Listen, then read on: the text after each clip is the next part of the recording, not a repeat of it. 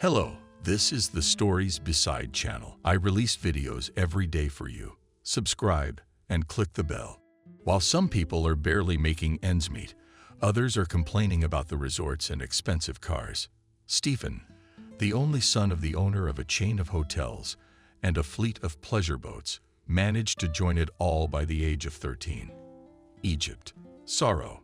Grimacing when a classmate bragged about an upcoming trip. This Egypt sucks. Nothing interesting about those pyramids. The fifth one was okay. Stephen told me about his trip to Thailand. And Phuket is a green bore. The classmates whispered about it. And John, a famous wit, ironically said our Stephen to listen to. So grow up in a wealthy family, what a challenge.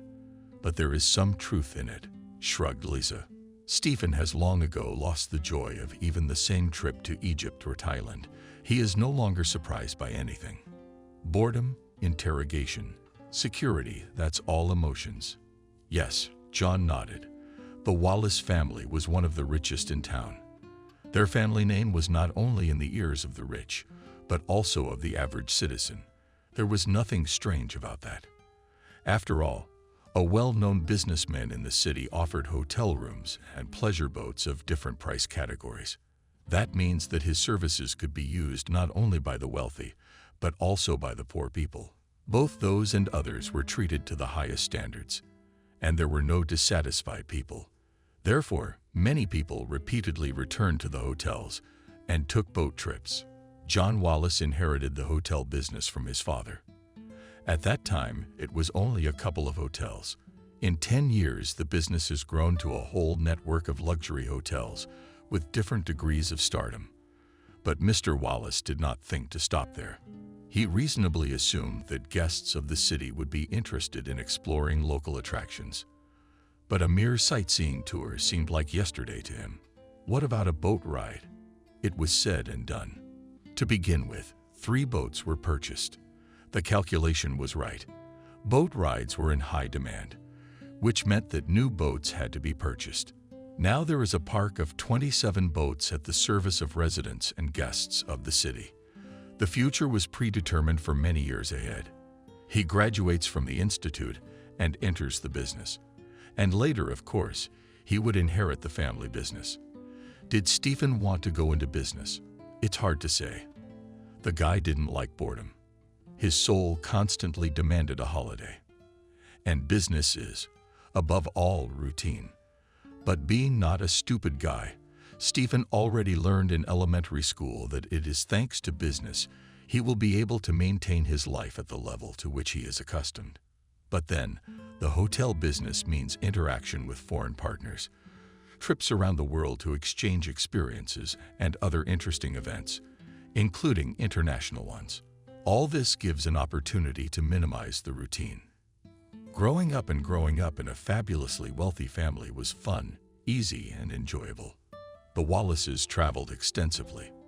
They had real estate not only within the country, but also abroad. And not ordinary, but elite.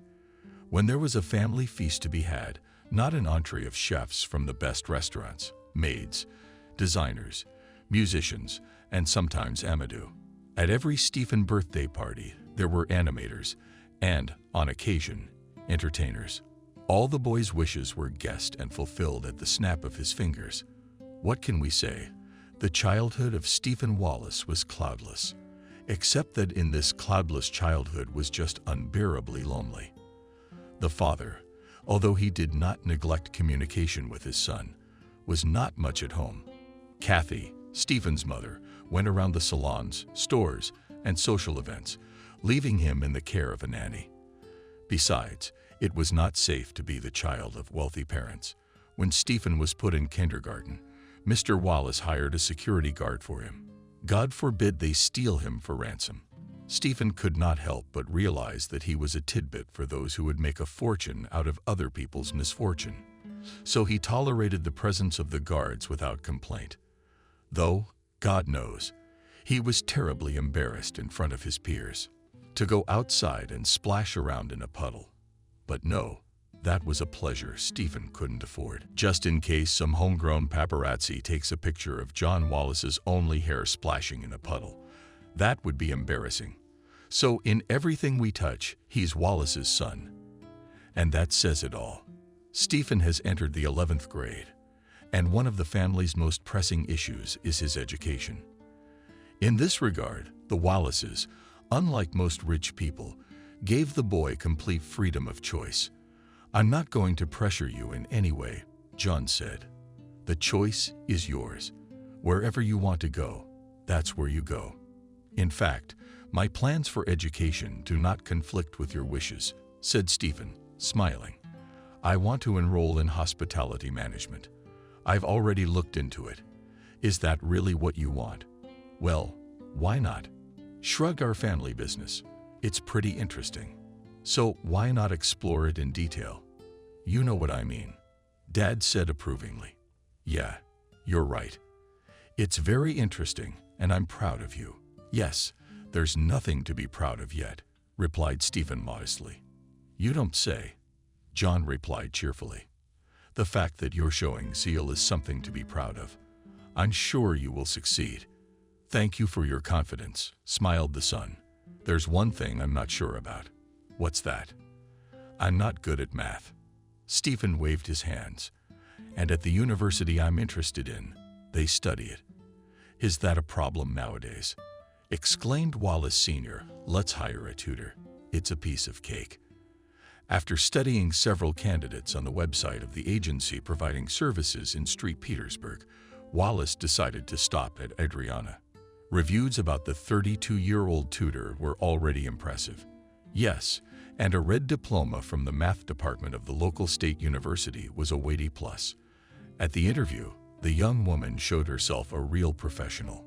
Besides, the society of a young and beautiful woman is much more pleasant than that of a dull person of uncertain age wearing old women's glasses. Anyway, Adriana's candidacy was approved. When Adriana graduated from high school, the question of further education was not even a question. In fact, it was solved even when Adriana was in elementary school. Of course, the Pedagogical Institute. The girl answered her mother's question, where she planned to enter. Sofia Semyonovna nodded. What is true is true. As a child, Adriana was very fond of playing school. Besides, she was an excellent public speaker and could find an approach even to the most difficult person. So Adriana had a vocation for pedagogy. And if it is a favored business, then God himself commanded to sow the reasonable, good, and eternal. After graduating from the institute with a red diploma, the girl found a job in one of the municipal schools of the city. Not the limit of dreams, but to start a career is not so bad. But unfortunately, having worked at the school for a year, she fell under the reduction in force. Adriana was worried, and then decided to get a second education. Thanks to the university's admission commissions had already started to work. As a result, Adriana became a student of the math department. When she had an internship at the school, the principal almost immediately paid attention to her, and it was no coincidence that the elderly mathematician could not retire for one simple reason: there was no replacement. Adriana seemed to the principal the worthwhile candidate. In addition to her main job, she was engaged in tutoring. The salary of a young specialist left much to be desired, and tutoring services. Besides, with 2 higher education degrees, the pleasure was not cheap. Adriana had heard a lot about the entrepreneur Wallace. The young teacher could not know what kind of character he had, but it seemed to her that Wallace was an extraordinary man. When he wrote Adriana on the website and offered to work with him, the girl could not believe that it was true. Such cooperation unequivocally promised good money, and who knows recommendations among people of the same circle. Yes, there would be a whole line of people lining up for her. You wish. She pulled herself. He hasn't hired you yet, and you're already making plans. Wallace, exclaimed Betty's friend and coworker. You're growing up, my friend.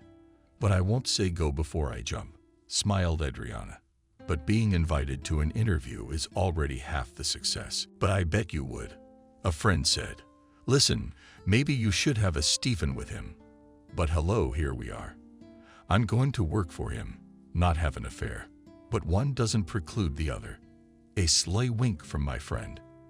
And they, the rich, such entertainment is very much welcomed. How do you know? Adriana snorted. Betty, being the spouse of Nice, the head of the mine site, did not need additional earnings. So her advice puzzled Adriana a little. Not that I know of. Her friend spoke slowly. But my cousin works as an administrator in a sauna, and she gets rich men in her files almost every day. Well, you compare it. Adriana replied with a grin. They just have such an association. If a woman works in a sauna, she must be ready for anything. And you cannot change my mind that I, say, just earn money. And I'm a teacher. I'm supposed to be serious. Oh, but what can I do? Or else I waved my hands and, having loaded, added, and I'm not in the mood for romance right now. It's fine by me. You're funny. Nice. Adriana sighed. She'd broken up with Robert not so long ago. That love had gotten Adriana in a lot of trouble, but the young woman had only recently decided to end the relationship. They met at a time when Adriana was getting a second degree. She was in her third year, and Robert was finishing graduate school. After graduating from graduate school, he stayed on to teach at the university. It was then that Robert suggested to Adriana that they should move in together. The young people had been cohabiting for 5 years. It could not be said that the fact of cohabitation so strained Adriana. However, deep down she really wanted Robert to propose a legal marriage. And what loving woman wouldn't want that? Adriana talked about having a child, but her lover said it was too soon. Robert, but I'm already 28. She noticed after a year of living together. Some women my age have more than one child. So what? And if all the girls your age run off to drown themselves, will you follow them? I couldn't think of anything smarter. Adriana burst into flames. What did I say wrong? Because I'm not chasing anyone, she explained. That's what I'm getting at, very early. Actually, at my age it's not very early, but just right. In the West, they have their firstborn after 30, Robert said. What did you say about drowning yourself? Adriana grinned at her roommate. But what's the use? It's a vicious circle. She still repeatedly talked about the child, but there is still there. And before she knew it, Adriana was celebrating her 32nd birthday. Lovely. You shouldn't eat him, Betty said. He just doesn't want a baby. That's the whole story. You're not gonna get a ring or a stamp in your passport. Meanwhile, the biological clock is ticking. So, honey, get out of here. There's nothing there for you. And if you want a baby so badly, find another man with your looks, it's no problem. So tell me, what is it? Adriana waved her hand. You don't know your own worth. Adriana was an attractive girl of short height and figure with a lush mane of dark brown almond hair, prominent eyes, the color of strong tea, and expressive lips. Unless a lazy man said to her, with that kind of looks you can find yourself the kind of fiancé you want. And you're stuck with that rainmaker. Adriana smiled guiltily. I love him. What can I do? But the moment came when things reached a critical point. One day, Robert caught her packing. Where are you going? He asked in surprise. A business trip. No, Robert, she replied in a vindictive tone. I'm leaving. What do you mean? Stunned lover. Just like that. Adriana waved her hands. Interesting, said Robert. And what was it that didn't suit us? It would be very interesting to hear. She grinned seriously. It's sort of been said more than once. Not enough money, Robert. What money? Have I ever told you about money? I kind of make money too. But if you really don't remember that, then what's the point of this conversation? And it hit me, Robert. I get that you get it. Do you have someone? Of course I do. How could I not have guessed? He exclaimed. Adriana shrugged her shoulders and let him think what he wanted. In a way, it was flattering. A couple of weeks later, the teacher received an invitation from Mr. Wallace. 3 days after the interview, Adriana began her tutoring duties. To be honest, she was a little afraid of the first meeting with her mentee. It was no secret to the young woman that children of rich parents often behave arrogantly. She herself, however, had not yet encountered them. But more than once she had heard about such an attitude from tutors from the agency. For such outlets, a tutor is something like a servant. That's what something is, not someone. But what is it? Adriana once heard a story about how the 15-year-old son of a rich businessman, I think the owner of a meat packing plant, offered a young tutor money for sexual favors. Do not agreed. And the teenager's mother, having learned about what happened, wrote a statement on the teacher. Since the boy was only 15, the tutor faced a very real term under Article 134. However, in the end, the young teacher got off with compulsory labor and a signature not to leave. But she had to say goodbye to her pedagogical practice for 5 years. From this story, Adriana concluded that it is not worth it to give in to provocations, although such nonsense in her head is simply unthinkable. Intimacy with a student. That's disgusting. Before the first session of S. Wallace Jr., Adriana studied his social networking profiles. The pages were not closed, which characterized Stephen Wallace as a man of open mind.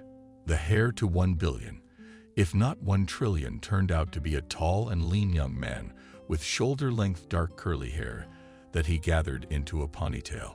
The only offspring of a hotel and boat owner, definitely loved flashy parties and foreign trips.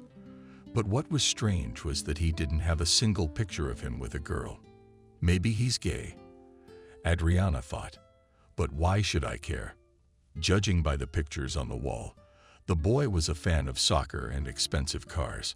All the walls of Stephen's room were covered with pictures of famous soccer players, mostly David Beckham and Cristiano Ronaldo, and cars of mostly outlandish models.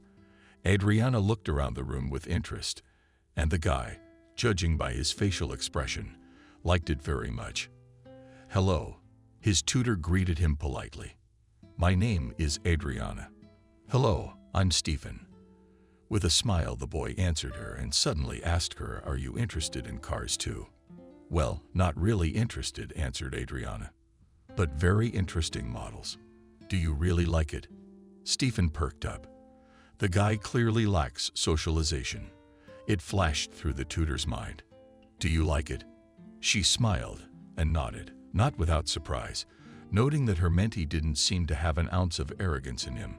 "But now, we'll get down to the business I'm here for. First, let's check your level of knowledge. It's disappointingly low." "Disarm him," Stephen smiled. "Otherwise, you wouldn't be sitting here now." "That's understandable," Adriana nodded. "But still, I suggest you do a little test. We'll determine your level of knowledge, and then we'll decide where to go from here." Okay.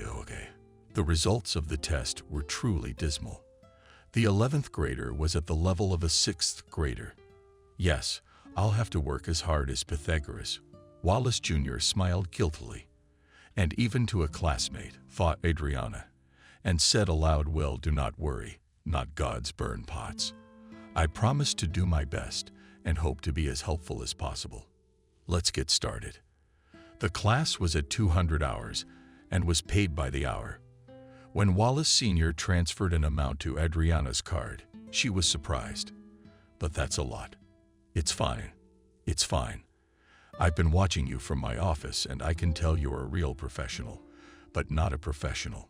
But don't ever say that again," her employer cut her off.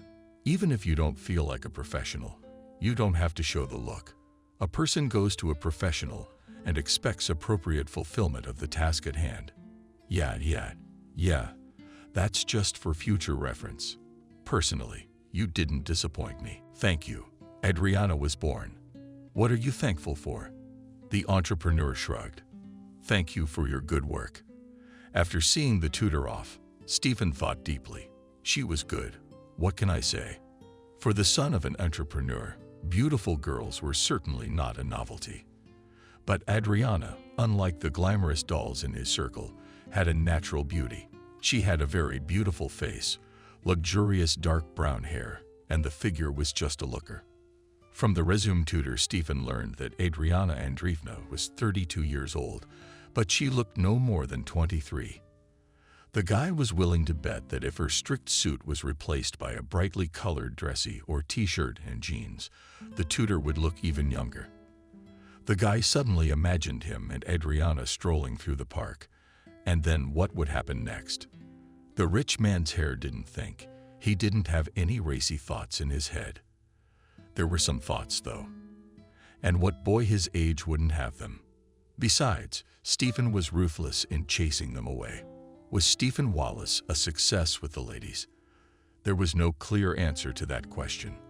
On the one hand, the girls found him quite an attractive guy. The fact that Stephen wasn't stupid was also a plus. But when he started ranting about how bored he was in Thailand, Egypt, or anywhere else, and the Volkswagen is for beggars Ford, they wanted to crack Stephen over the head. The girls, as well as the guys, thought he was drawing. And Wallace Jr. knew it, but it didn't occur to them that Stephen wasn't even thinking about getting in. The guy was really bored with everything, in connection with which he associated himself neither more nor less with Eugene Onegin. Once he told his father about it, and the latter only laughed with modesty. This is clearly not going to die. Eugene Onegin it is. Jokes are jokes, but Stephen, nevertheless, very much wanted variety in life. But where to find it? The young man did not even suspect that very soon diversity will not make him wait long. And how did he feel about it? Waiting for an answer, Betty glared at Adriana. But she shrugged her shoulders after a moment's silence. He's just a normal teenager, like a lot of teenagers, but from a very rich family. And you know what surprised me? He doesn't have the snobbery of the rich kids. What's your student got to do with it, you fool? Betty laughed. I mean his father. What about his father? I got nothing to surprise you with. A regular rich businessman, by the way, who paid more than the agreed-upon amount. So maybe it's a trick, a wink and a friend. God be with you. Adriana waved her hand. He almost gave me a lecture about positioning yourself as a professional, even if you are not sure of your professional skills. But then you should have seen his wife. When I walked out on them, Wallace's wife drove in a luxury foreign car, sparkling with new diamonds. Not like you and me, anyway. So what? Betty said ironically. We know these FIFO with their diamonds. Both husbands and wives have someone. You know all that about everyone. Adriana grinned. You bet I do, Adriana. But do you really have nothing to say about him? I've only seen him. Not much. He sent me a transfer when I left and told me how to present myself. That's about it. I see. Mrs. Betty, realizing that she couldn't get anything more out of her nosy friend. And you certainly didn't ask Mr. Wallace any questions. Adriana wondered what questions should I have asked. Well, about business, for one. Betty, for a moment. I came to see him as a tutor for his son. She replied with a chuckle. Why the hell would I want to know about his business? Just for general knowledge. What would he appreciate? Why should he? For me, the main thing is for the employer to appreciate my professional skills, not interest in his person. Oh, come on. Betty waved her hand in annoyance. You don't know how to network, do you? I wasn't going to. Adriana parried. He's the employer, and I'm the door. That's it. I don't like to make eye contact. Betty rolled her eyes, letting her friend know she didn't share her point of view. But she didn't care. Stephen Wallace suddenly appeared before Adriana's eyes. The guy has really smart eyes, by the way. What's that about? She asked herself, but she couldn't find an answer. A week passed, and Adriana was pleased to note that her mentee was making good progress. John doubled her salary and promised to recommend Adriana to his wealthy acquaintances. How cool you are, Mishka, Betty said respectfully. Stephen's 16th birthday was 2 weeks away, and his father asked if he had any ideas for a birthday party. I think we've run out of ideas, he shrugged. No way, John shook his head, looking intently at his son. You know what's valuable in a good businessman? Creativity. Yeah, creativity. The ability to develop new ideas and, accordingly, to realize them. That's just as valuable as entrepreneurship. By the way, keep that in mind for the future. I will, nodded Stephen. But I still don't have any ideas. Not at all. Not at all. Not at all. The guy waved his hands. I see. But then it's time to remember that 2 heads are better than 1, said John. Together, father and son developed a script for Stephen's 16th birthday. Dad, said the lad hesitantly. What is encouraging? Smiled the father. Any other ideas? Not really an idea, Stephen hesitated. But I want to invite Adriana, he replied, embarrassed. Not if you don't mind. Why is that, I wonder? Should I mind? Surprised Wallace Sr., it's your birthday. And if she accepts your invitation, why shouldn't she? Why wouldn't she accept it? For example, she may have some business of her own planned, shrugged John. Or she has a man who won't let go. It's not that big of a deal. Dad, what's the point in guessing? Stephen said reasonably. Our business is to offer. Stephen, you're growing up. Adriana complimented him. Thank you for your kind words. But I think it's to your credit. The student replied with a smile. Adriana, I want to invite you to my birthday party. My birthday. She was surprised. Well, yes, nodded Stephen. No, if you have your own plans or a jealous husband, I understand and will not be offended. I do not have any husband, with a sigh answered Adriana, and immediately scolded and himself. What does he need my private life for? Come on, distrustfully exclaimed the ward, and immediately bought his tongue. That is, I wanted to say everything is normal, assured the tutor, and quite unexpectedly added, I will definitely come. In the evening, taking a bath with her favorite scent of lilac, Adriana indulged in reflection. The young woman did not fully understand what had made her accept her student's invitation. No matter how respectfully the Wallace treated Adriana, she realized that the tutor was just another member of their staff, and she was part of the entourage. But then why on earth would she be invited to a birthday party? And suddenly, Adriana realized this kid, despite his father's 1 million, was hard to call happy. And he was probably very lonely. That was why Stephen had invited Adriana, and she in turn had accepted his invitation for the same reason. To be fair, Adriana did break through a few times, to call and say she couldn't make it. The young woman's hand reached for her cell phone several times, but she never dared to say no. When Adriana told about Stephen's invitation to her friend, the latter splashed her hands. Wow. Yeah, that's really cool. And don't tell me you said no. You realize I didn't. Adriana said mockingly, and you should have. Betty said emphatically. Remember, friend, good for you. Listen, do you know what you're going to wear yet? Adriana said slowly. She had just realized that she hadn't thought about what she was going to wear. What would you do without Aunt Betty? After all, you're going to a party in a rich house, which means you have to dress appropriately. You know, silk, satin, diamonds. Where would I get diamonds? Adriana grinned. But that's just figurative. My point is that you need to be on the level, not to make a mess. You think I don't understand that. Why didn't you think about the outfit? Adriana shrugged her shoulders. I've been so wrapped up. There are still 4 days until my birthday. So I would have thought about an outfit sooner or later. I'd think about an outfit before I blew Betty away. You don't have to think about it. You have to think it through. Oh, you'd say it's a lot of thought. I don't know what I'm gonna do, but no one's gonna pay any attention to me. I'm sure the invited women will be wearing dresses that cost 3 times my salary. But let me disagree, because it's not the dress, it's the woman. But these rich sons will wear their Versus creations. It's not the woman they'll remember, it's the dress. What's the use of a brand name if it fits like a saddle on a cow? Well, as for you, so on you, and a sack of potatoes will look like an exquisite outfit. Well, you just gave a whole lecture. Adriana exclaimed, remembering Wallace Sr., but frankly, I didn't understand what you were trying to say. Never mind. Betty replied cheerfully. Anya, shall we go where? What do you mean? Where? She snorted.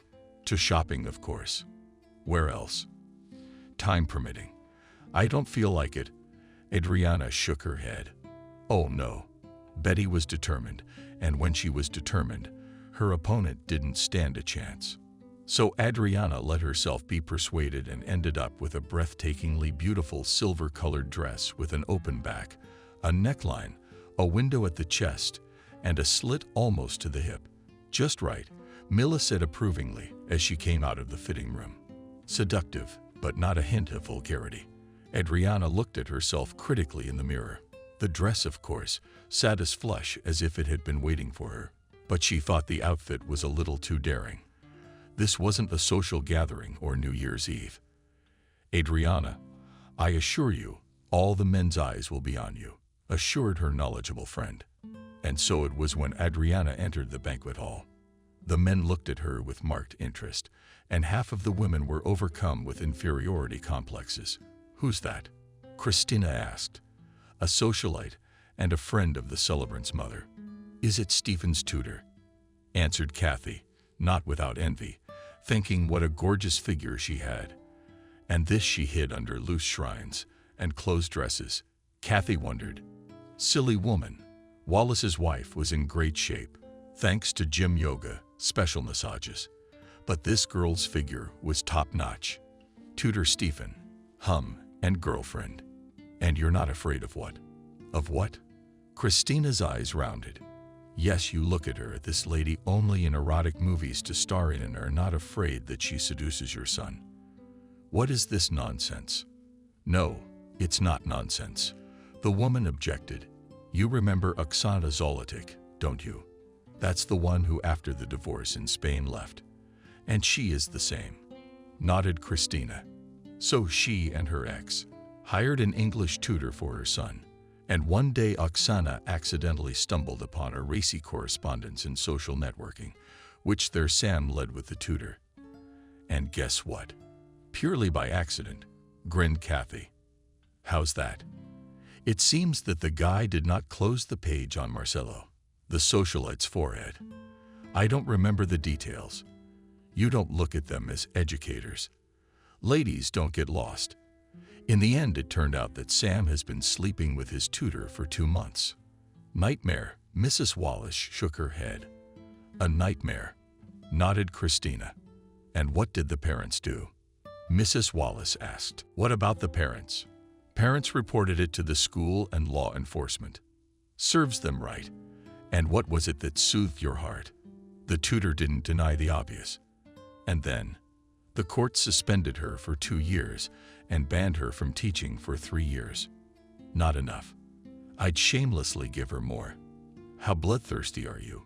Kathy laughed, laughingly, but if I were you and John, I'd pay close attention to that lady. I don't know. Kathy shrugged. John says she's a real professional, and I've always trusted his judgment. And if he says so, it must be true. Who can argue with that? Except that professionalism doesn't stop him. Oh, but don't push it.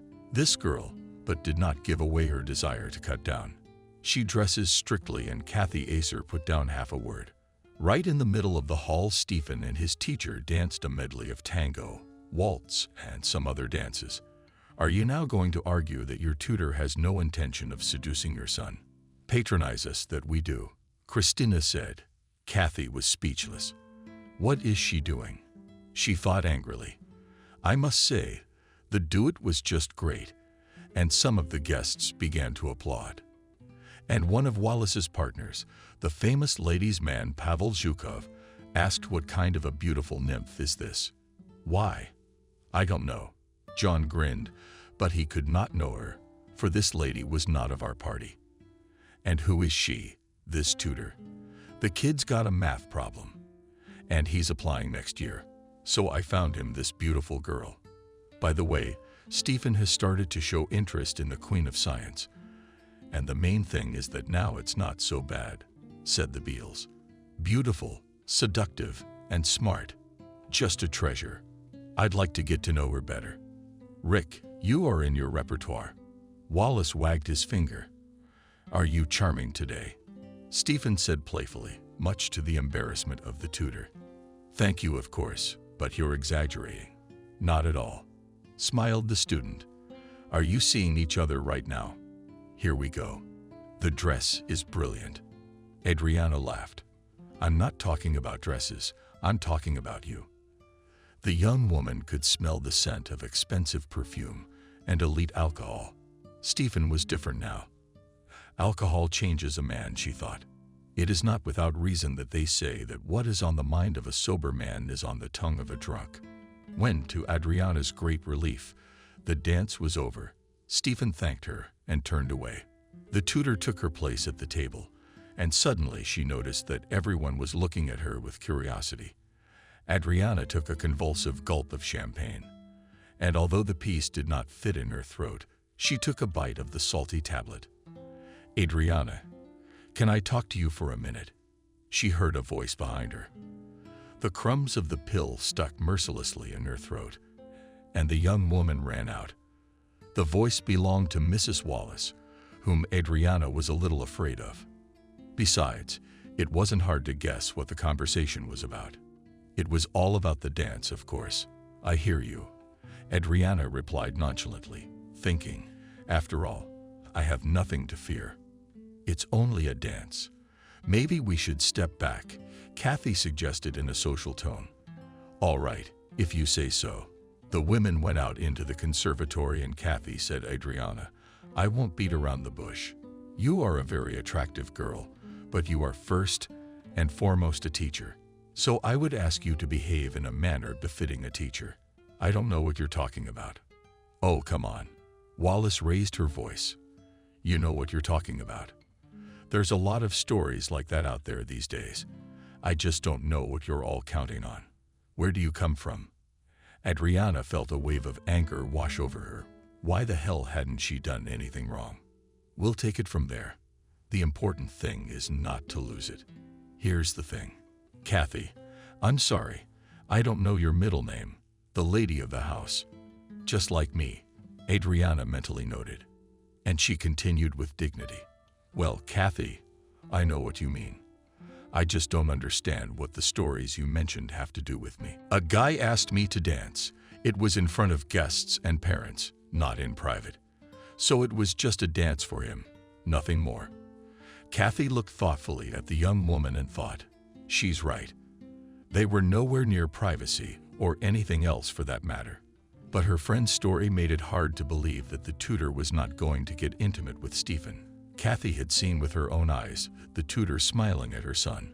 Flirting it looked like. Or was it just a polite smile? Either way, prevention never hurts. So, Adriana, Wallace said firmly, was it a dance or something else? But you were not on your best behavior. I hope it won't happen again. Oh, there was so much Adriana wanted to say to this desirable person. Like the fact that she didn't give a damn about her son. But since it was none of Adriana's business, she remained silent. So the young woman confined herself to apologizing and promising to behave with more restraint. But there was no need for more restraint. After sitting at the table for about 15 minutes, Adriana was going home so soon. John asked in surprise. But you haven't even tasted the cake, and we invited you. I'd love to, said the tutor sincerely. But I don't feel well. Well, that's a shame. The next day was Saturday, and Adriana allowed herself to wallow in the warmth of her insoles until 11 o'clock to chase away the remnants of sleep. The young woman stretched sweetly and stood up. Adriana started each morning with a glass of water and lemon. She sat at the table and, sipping the unpretentious drink, indulged in thoughts not in vain and doubted whether or not to go to the birthday party. The young woman thought. In essence, nothing terrible happened, but read the moral. Mrs. Wallace, it's okay, isn't it? Kathy had behaved as any other mother in her position would have behaved. Besides, Wallace was right that there really are a lot of liberated teachers out there. And Adriana didn't know what was on her mind. But why does it feel so dirty? Simply because it's unpleasant. The young woman's thoughts were interrupted by the ringing of a cell phone. Looking at the display, she raised her eyebrows in bewilderment. Robert, the one who was not expected. I wonder what he wants. It seemed that everything had been said to each other. At first, Adriana didn't want to answer, but curiosity got the better of her. "Hello," she answered expressionlessly. "Adriana, how is your precious?" In a cheerful voice, the ex-brother-in-law asked.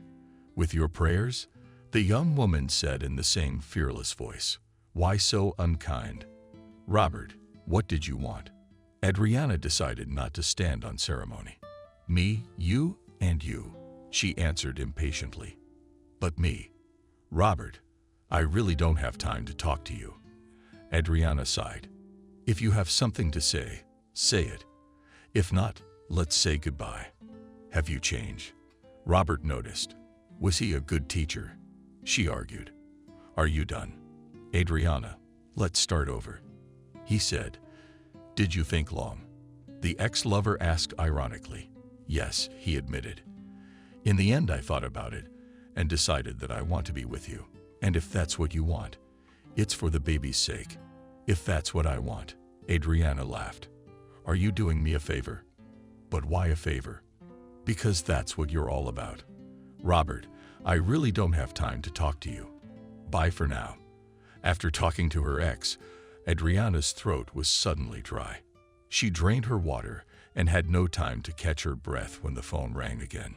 "I told you I don't have time," roared Adriana and disconnected. The young woman fidgeted with the phone and looked at the screen and saw that Betty Mill had called. "Sorry, I just didn't look at the display," Adriana repented. "Yeah, I realized that," grinned her friend. "Though at first I thought you'd confessed. You're in a different circle now." "I guess so," she grinned wryly. "That's what Betty guessed. I see the party didn't go well. It might have been for some people, but it wasn't for me." Adriana sighed. "Did something happen?" "Not exactly, but don't say anything else," Betty cut her off. "I'm coming to see you this afternoon. We'll treat you." The friendly ambulance arrived at exactly 300 hours. Betty showed up with a rather impressive cake and 2 bottles of wine. "Wow!" Adriana exclaimed as she accepted the gifts. "Are we really going to sit down to all this? I can't vouch for the cake, but we'll have plenty of wine." He winked at his friend. "So tell me." Actually, Stephen, unlike most of his peers, could drink and never got drunk. He was down to the norm, and that's it. But on his 16th birthday, the kid had a blast. It all started with a glass of Spanish wine and ended with whiskey. Or was it tequila? Whatever. The birthday boy had mixed everything that could be mixed, and now he was paying the price. With a massive headache and a dry mouth. Oh, he crawled off the bed. Standing up from the floor, the boy felt like he was about to fall. Stephen sat down in a chair and, passing the no-nonsense dizziness, walked to the kitchen. "What head hurts?" with sympathy asked his father, sipping strong coffee. "There is such a thing," nodded Stephen. "Drink kefir, it'll help. And then some aspirin," John suggested. "I will.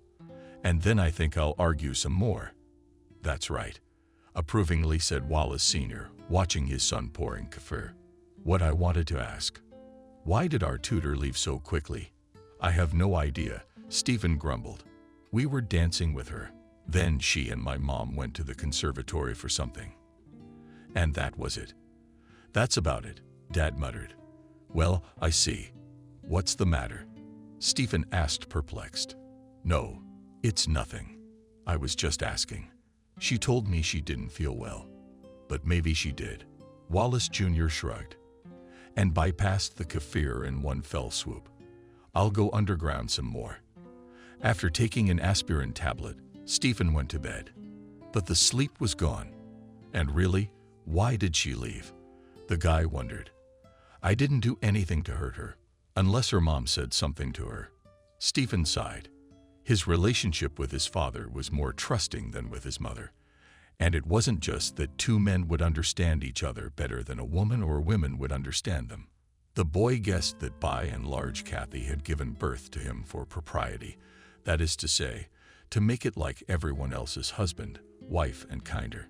It wasn't a very pleasant realization, but that's just the way it was. His mother took almost no part in Stephen's upbringing, which, however, did not bother him at all. His father was much better at it. So what the hell is Mom doing with Adriana? And what the hell did Mom say to her?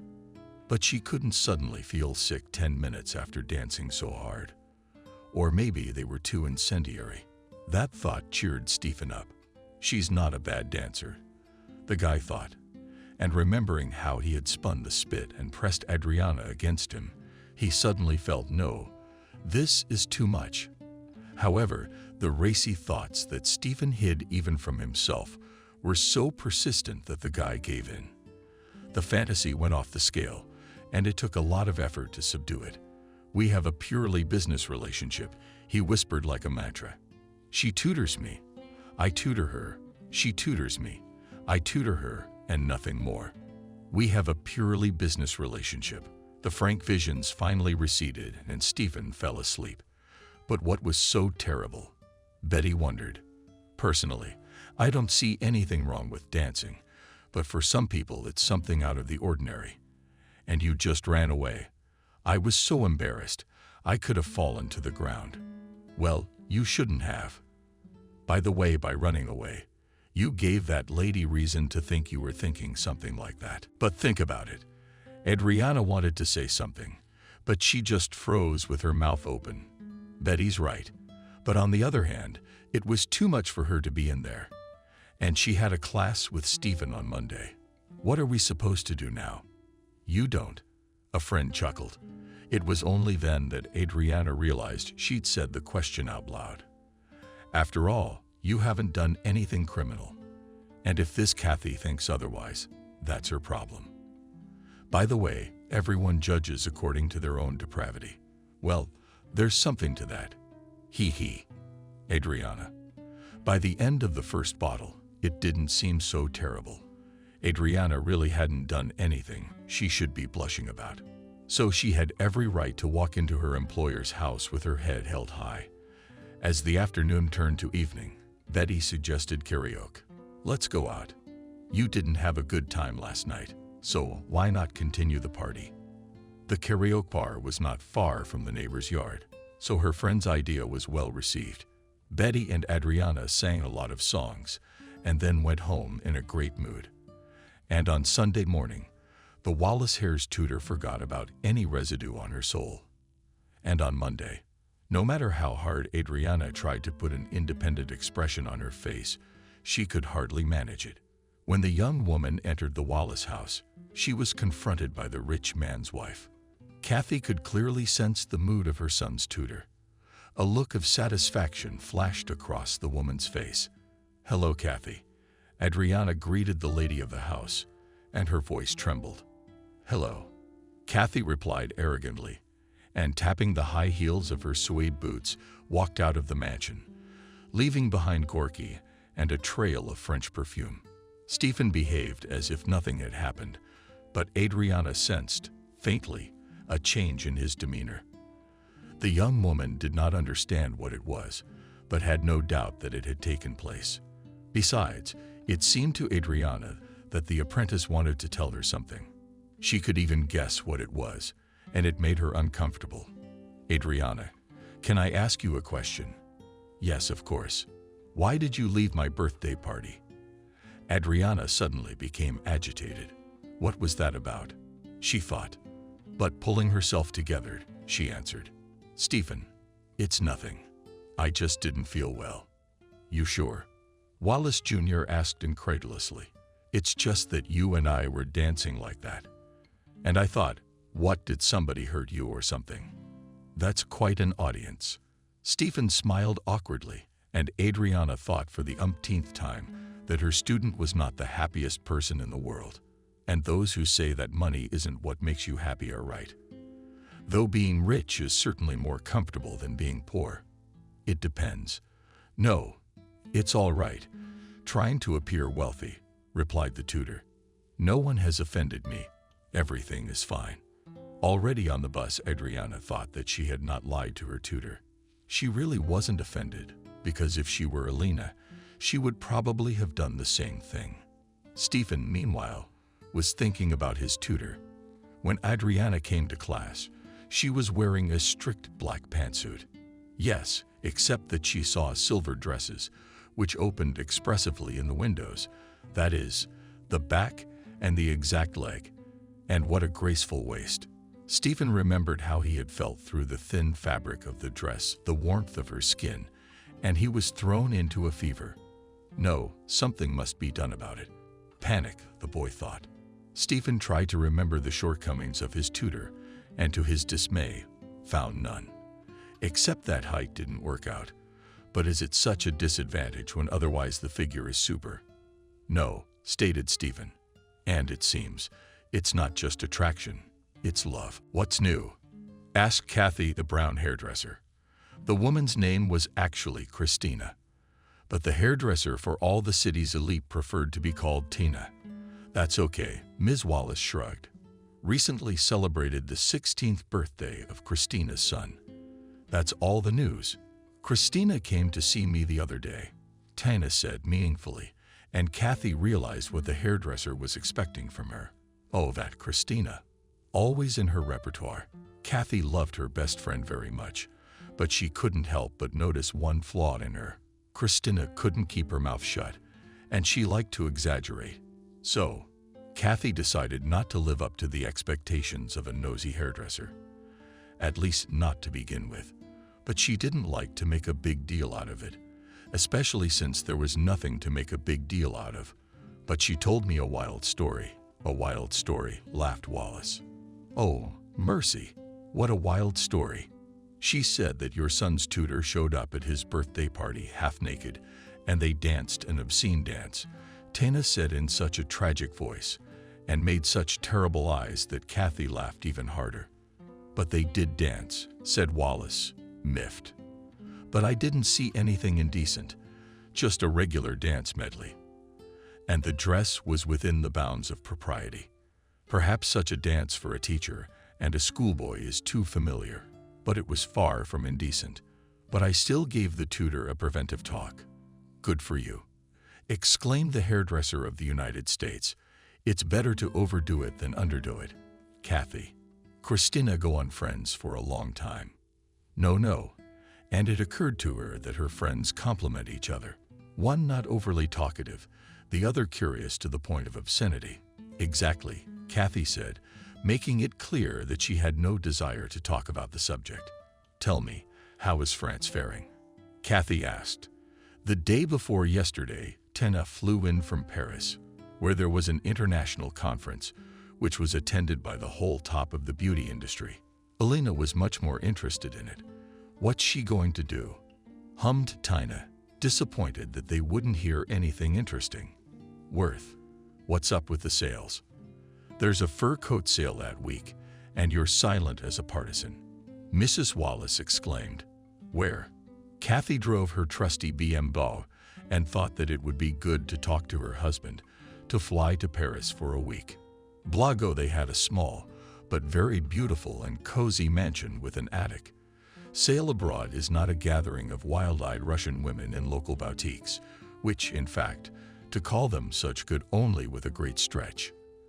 Paris or Milan is another matter. It's settled, Kathy thought with a satisfied smile. I'll ask Wallace to go to Paris. If he doesn't want to, I'll fly alone. I'll give myself a fur coat for New Year's Eve. At the same time, and buy an evening dress. Before New Year's Eve, they have a great selection of dresses, tapes. Yes, I would love to, regretfully divorced husband. But that week I have an urgent business trip, so he'll have to fly without me. Well, I'll fly without you, Kathy replied with feigned sadness. To tell the truth, the Wallace couple had rarely traveled together in the last few years, but they were both playing nice. John guessed that his wife was not bored of spending time without him. Kathy, in turn, knew that her husband was not without sin. Both were satisfied with everything, so there were no jealousy scenes. The main thing is not to forget to brighten the sad face about the fact that the other half cannot join. It just so happened that the Wallace couple departed on the same day. Look, behave yourself, they told Stephen. He jokingly saluted them to dress. Keep warm and don't try to eat dry. Kathy threatened with a dainty finger, and the parents left the house. The school was quarantined, and Stephen, having seen his parents off, fell into a warm bed. Adriana should be home by 2 o'clock to finish her nap, so he can sleep until noon. Adriana. The other day, Stephen's buddy David and Tutor stopped by. Just as the new girl was leaving, the guy winked. Stephen was overcome with a strange feeling. Funny, but at that moment he felt that the beautiful Tutor was really his girlfriend. He also wished she wasn't. No. Wallace Jr. was forced to answer. That's my math tutor. Wow. The prize whistled Buddy. And my tutor. She's a 45-year-old woman weighing a pound and swiping everything without looking. Stephen laughed. For what purpose? Wallace, have you lost your mind? David grinned. Don't you get it? It's a sin not to hook up with such a girl. Wait, so you could hook up with a tutor? Why not? Isn't a tutor a woman? A woman, of course, Stephen mumbled, but she's smarter than that. However, Adriana in her silver dress reappeared in front of his eyes. Wallace Jr.'s fingers felt the warmth of her skin, as if it were his, making him throw a fever again. Now in a semi-drama, Stephen let his dreams expand beyond his wildest dreams. But this time the boy didn't think to quell them. Stephen, what are you thinking? Adriana asked, and the millionaire hair finally woke up. This is the 5th time I've asked you a question and you can't hear me. Sorry, I was thinking. Stephen said, embarrassed. If Adriana knew what he was thinking about. It's okay, it happens, the tutor replied condescendingly. Aha, said the student absent-mindedly. And suddenly, without fully realizing what he was doing, he kissed her. Stephen, what are you doing? The young woman marveled, pulling out of his embrace. I'm Adriana, he whispered. I love you. Adriana looked at her watch and sighed heavily. 3rd hour of the night, and she still hadn't poked her eyes open. The young woman replayed what had happened in her head for the umpteenth time and wondered to herself, how did I do this? Adriana knew one thing: she was an educator, Stephen a mentee. That was the way it should have been done. But you don't fight when you fight when you fight. Adriana didn't condemn teachers and tutors who got close to their students, but she didn't approve of their behavior. And now she was one of them. We're like Romeo and Juliet, Stephen whispered, to which Adriana only grinned. I'm not Juliet. I'm getting old. Don't say so. You are the youngest, the most beautiful. Remembering this dialogue, she felt Juliet blushing. Catherine, aye. Then, and what to do now? She thought in despair. One thing is clear: Adriana will no longer work with the Wallace hair. We can, of course, pretend that nothing happened. But how will Stephen behave? What about Stephen? Adriana hummed to herself. He's a smart guy. I'm sure he understands the situation correctly. It was just a passing weakness, and that's all.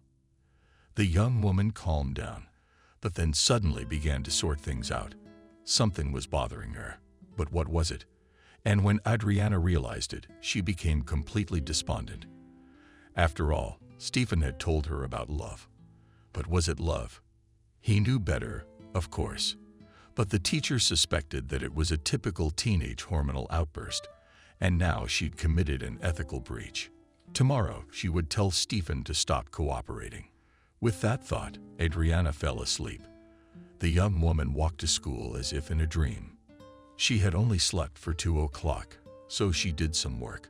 Adriana, are you not feeling well? The vice principal asked sympathetically. I'm not well. I'm disgusted. I'm the worst.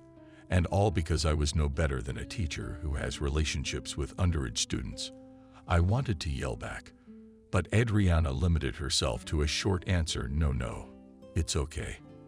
The young woman didn't remember how she'd gotten home. She still had to go to Stephen's class. Although, in fact, what's to stop her from calling and saying she won't be coming again? I didn't hire you, Stephen pointed out. So what do we do? Adriana asked with a sigh. Wait for my father to arrive. And he would be here in a week. A week, Adriana repeated disappointedly. Yes, in a week, Stephen confirmed. For a second, the young woman had the thought of telling her mentee that she wasn't feeling well. Yes, as a matter of fact, she was. Adriana had not slept well. She had a headache, and the drive to the cottage village 15 kilometers from the city was an ordeal. However, despite the mess in her head, Adriana realized in time how she would look in her student's eyes, like an ostrich hiding its head in the sand. "I see," the young woman muttered. "Well, I'll be in at 3 then." "Okay." Stephen acted as if nothing had happened, for which Adriana was very grateful. Toward the end of the class, however, the boy said, "Does that blouse look good on you?" "Thank you," Adriana nodded. "It emphasizes the beauty of your figure," he added with a meaningful look. "Yeah." The tutor nodded again. "Yes, I think I'll go. But what if I don't let go? What if I shout? No one will hear." Stephen grinned, putting his arm around her waist. "Stephen, relax. You already with dignity," answered the guy, and added no, so no. Stephen understood perfectly well that Adriana was uncomfortable. Of course, he had heard many stories about teachers and students, but he realized that his tutor was not one of those. Well, is Stephen willing to wait as long as it takes? The boy realized more and more clearly, no, this is not an affair.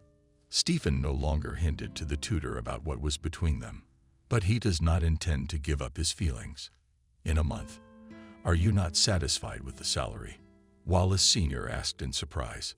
"Or did someone offer you more?" "That's not a problem. I can pay you more. Just name the amount." "No," Adriana shook her head.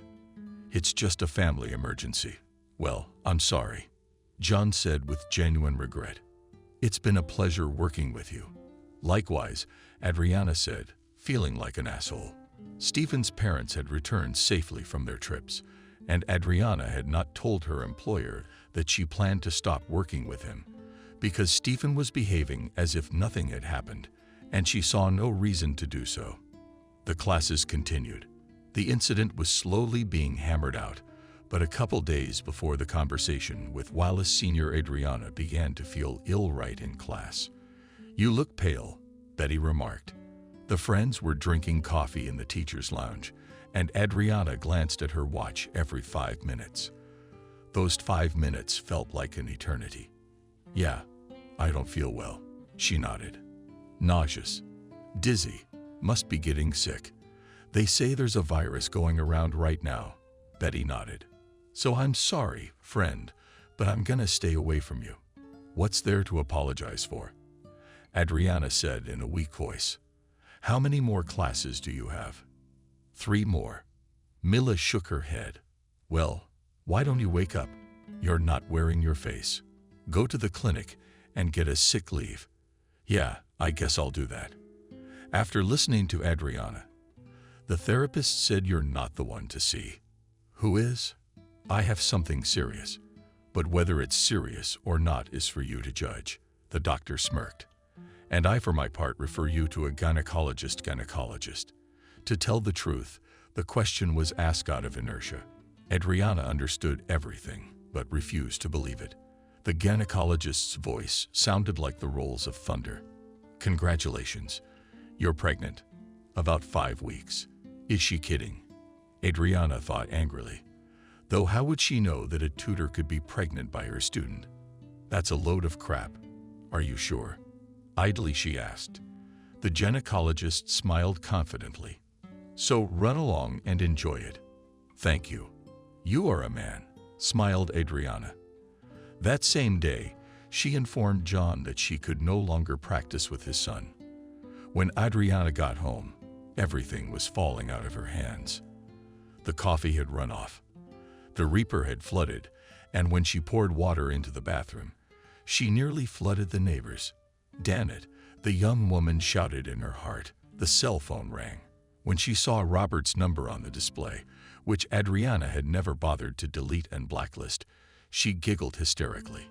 Lately, her ex had suddenly started attacking her with calls. A couple of times in the driveway and one near the school. Adriana needed him like a fish needs an umbrella. But right now, Robert's call came in handy. That's who she's going to get off on. "Hello, beautiful," the ex-lover said hello cheerfully. "Hi, Cole. No kidding," replied Adriana. "And what the hell do we need?" "Why the hell?" Robert was clearly in a complacent state, and this particularly aggravated the young woman. "Who else? She's on a roll. What do you want from me? I told you when I said it was over between us. Why did you do that?" Then Adriana cut her off. "That's it, Robert.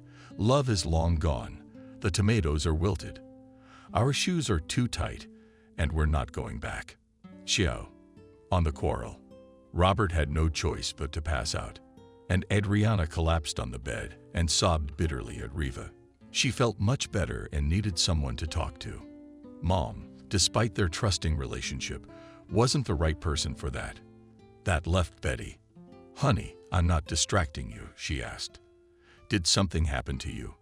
"Yes," Adriana said quietly, with a sigh. "Wallace again." "Well, you could say that." "Did you go to the clinic?" "I did. A young woman took my sobs away, and they told me you'd been diagnosed with something serious." Scared Betty. "Betty, I'm pregnant," Adriana replied. And I let the tears flow again. "Pregnant with Robert." "What Robert with Stephen?" "Oh my God. How the hell did you get pregnant?" "I don't know." Overwhelmed, Adriana said, smearing tears down her cheeks simply. "But it just happened." "Yeah, Adriana, you're a real handful." Betty sounded shocked, which is not surprising. "What do you teach me, girl? What to do? You think? I don't know. I wanted a baby so badly. And now you're having one." My friend exclaimed. "What's the problem? Does it matter who the father is? For yourself. Go ahead and live your life in peace. And what will the school say?" "Adriana, fear God. You're already 32. Who cares what anyone says?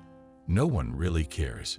Golikova's mom's Fang, who teaches KHL, comes in a Jeep. And she's married, by the way. Money is not enough for her. And you have nothing to be ashamed of. You're not the first, and you won't be the last. "Yeah," she sighed. "Adriana, you know how you said Robert was on the horizon again." "Well, I did. So what? But I just thought maybe I shouldn't push him away." "Well, the man's cute, no matter what." "What's your point?" "Because he could be the father of your baby." "Did you think long and hard about it?" Adriana asked. "He didn't want his own child. And you're suggesting we force someone else's on him." "You don't say. You say that he's being persistent and that he seems to agree to the child." "Maybe, maybe not." She cut him off. "How could you even think that?" "Well, maybe you're right. But maybe Robert really has changed. It's a long story, but it's hard to believe. But it's up to you," Milo chuckled. "But I wouldn't throw it around if I were you. It's not like Wallace Jr. is going to raise your kinder. That's the last thing on my mind," Adriana assured him. "In fact, I walked out on them, and I explained it somehow. I said I wanted to terminate my employment for family reasons, and I didn't cover my soul." Betty summed it up. "Exactly. Okay, Betty, I'm gonna go take a bath. I already tried that today, but I failed miserably. I almost flooded the neighbors, but now that I talked to you, I feel better." "Well, what are best friends for?" With a smile asked faithful friend. "Go take your bath. And don't worry. You know I'll always help you." "I know," said Adriana gratefully. Lying in the warm, fragrant bath, she thought how nice it was to have a friend like Betty. Someone who would be willing to help her, if not help her, at least listen to her at any time of the day or night. Always acted on Adriana like a breath of fresh air or a balm on the soul. And this is something not everyone can boast of. Maternity leave became for Adriana that fertile period when you can do nothing and enjoy life. The future mother took a lot of walks, loved classical music, ballet, and began to visit exhibitions. And now Adriana, having enjoyed the works of a young, and according to rumors, fashionable artist, decided to take a walk in the park and eat ice cream. To you, as always, asked the ice cream seller with a smile. During her pregnancy, Adriana could no longer imagine her existence without this treat. From time to time, the woman bought new products, but her greatest love was still vanilla ice cream on a stick. It was delicious. Adriana could eat it every day. "Yes, I'll have a scone," she smiled. In response, Adriana took the ice cream and sat down on a bench nearby. As she downed the ice cream, she blissfully froze her eyes and stroked her belly. Adriana, wow, she thought she'd forgotten that voice. Adriana slowly opened her eyes and saw Stephen. He hadn't changed a bit in the 6 months they hadn't seen each other, except for his hair. "Hello," he said with a smile. "Hello, Stephen," she replied discreetly. "How are you?" asked the guy, looking carefully at Adriana's stomach. "Fine, thank you. And you?" "I'm fine too." He nodded. "Applied for the department. Hospitality business. Good for you," praised the former tutor and smiled strangely. So the lessons were not wasted. So, Wallace Jr. nodded with a smile, keeping his eyes on her belly. "He's figured it out." Adriana thought desperately. "Adriana, did you get married?" Stephen asked hesitantly. "Yes." After a little silence, she answered. "Well, good luck," said the guy, his face changing. It was good to see a mutually successful entry. Stephen was sure that this child was his. Of course, theoretically Adriana could have gotten pregnant by another man, but he was sure that was not the case. And it wasn't just her saying she was single. As if an unmarried person couldn't get pregnant. Wallace Jr. could make a great psychologist if he wanted to, if the tutor had another man. There'd hardly be anything between them. The woman in the relationship would have molded Stephen with a ringing slap, or at the very least read a rant. After all, Adriana could have said that she had a loved one to whom she was faithful, and Stephen would not have insisted. He was a man of low tide in general, and male solidarity was not an empty word to Wallace Jr., so everything was leading up to the fact that he, Stephen, would soon be a father. The party at the invitation-only private nightclub was in full swing. She just took off without saying anything, you know, to the savvy hair 1 million Wallace, to David's friend under his 4th glass of stiff cocktail. "Yeah, I understand. I understand," he assured her. "Well, what did you expect? It's a delicate situation. What if your parents had gotten to it?" Well, David certainly had a point. But first, real feelings. What was Stephen sure of? It is such a situation is perceived painfully, and all reasonable arguments are useless. And then, continued his buddy, his exhortations, your relationship has no future. Yes, and your former teacher made it clear that she does not need them. She realizes, probably, that not our circle. David wanted to say something else, but Stephen didn't give him the chance. He grabbed his friend by the chest and threateningly said, "What did you say? Come on, say it again." "Stephen, don't be stupid." David tried to get free, but it was not to be. Wallace Jr. clutched his club jacket even tighter and said, "I'm gonna give you a good one.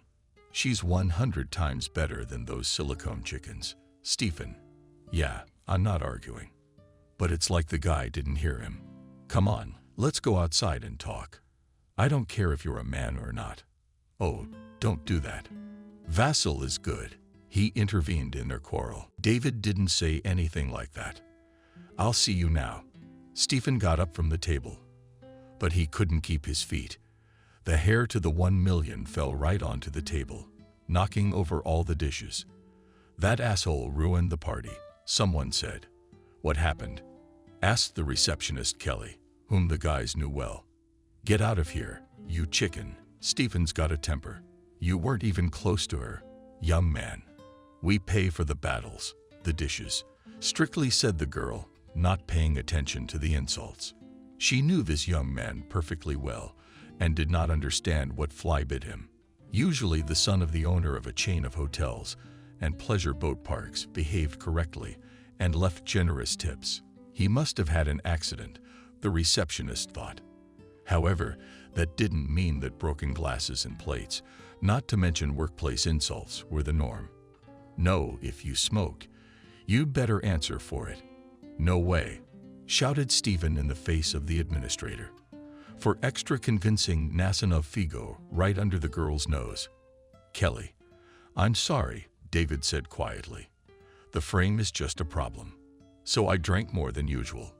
The girl quit. I'll pay for it now. Thank you, smiled gratefully at Kelly. Shall I call him a cab? Yes, be my guest.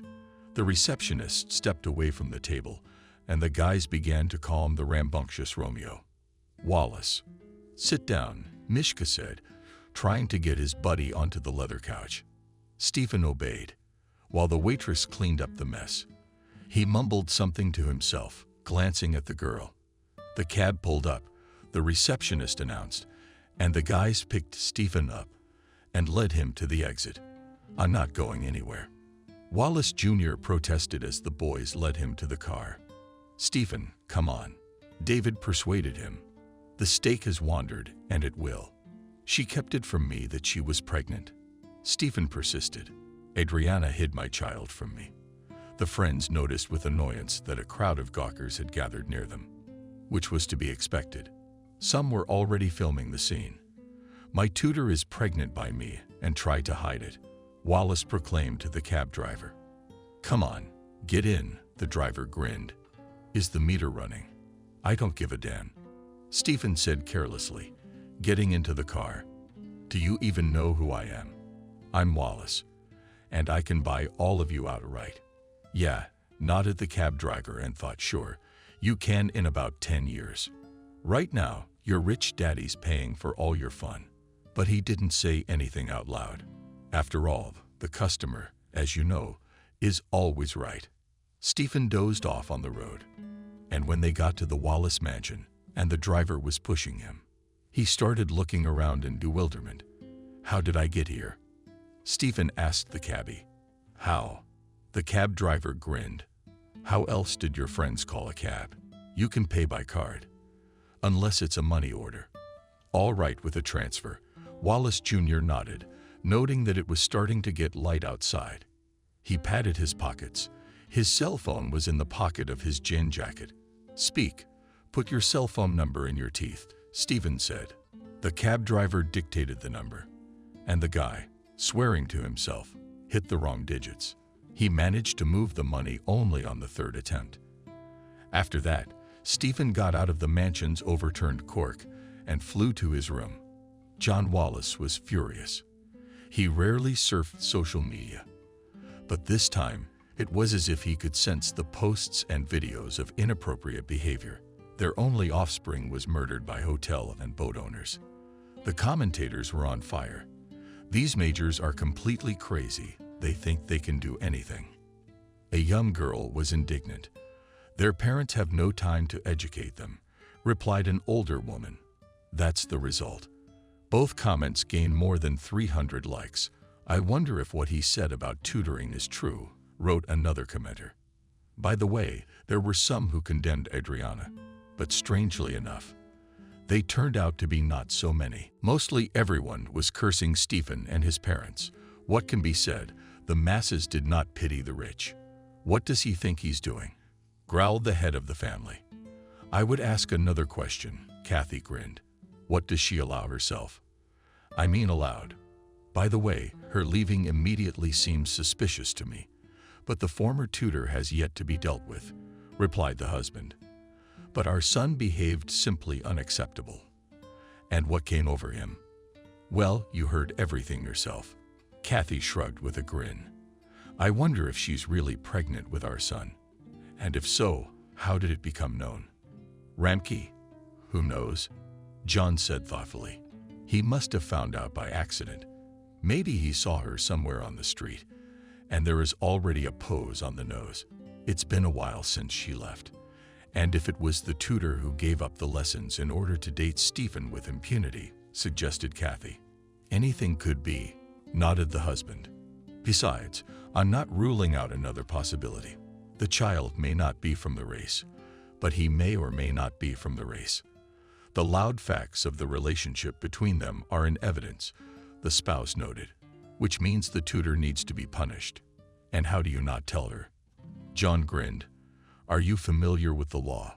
Or do you have on your mind only clothes and loud salons? It's 16. And that means that our former tutor doesn't fall under Article 134. Who cares? Kathy exclaimed. She's clearly got our boy's head up her ass. And the bottom line is what we have. Wallace looked at his wife and shook his head. And the boys. She's worried about ruining her reputation. That's all. This is no time for recriminations, though. Not hot, said John. In any case, this situation needs to be dealt with. Anyway, I know everything and will take appropriate measures. What do you say? Adriana also saw these posts and was shocked, to say the least. In addition, the young woman was afraid that it would become known at school. I don't know what kind of Adriana he was talking about. Betty shrugged. Your name wasn't mentioned. Betty, think about it. How many tutors named Adriana have tutored your son in math?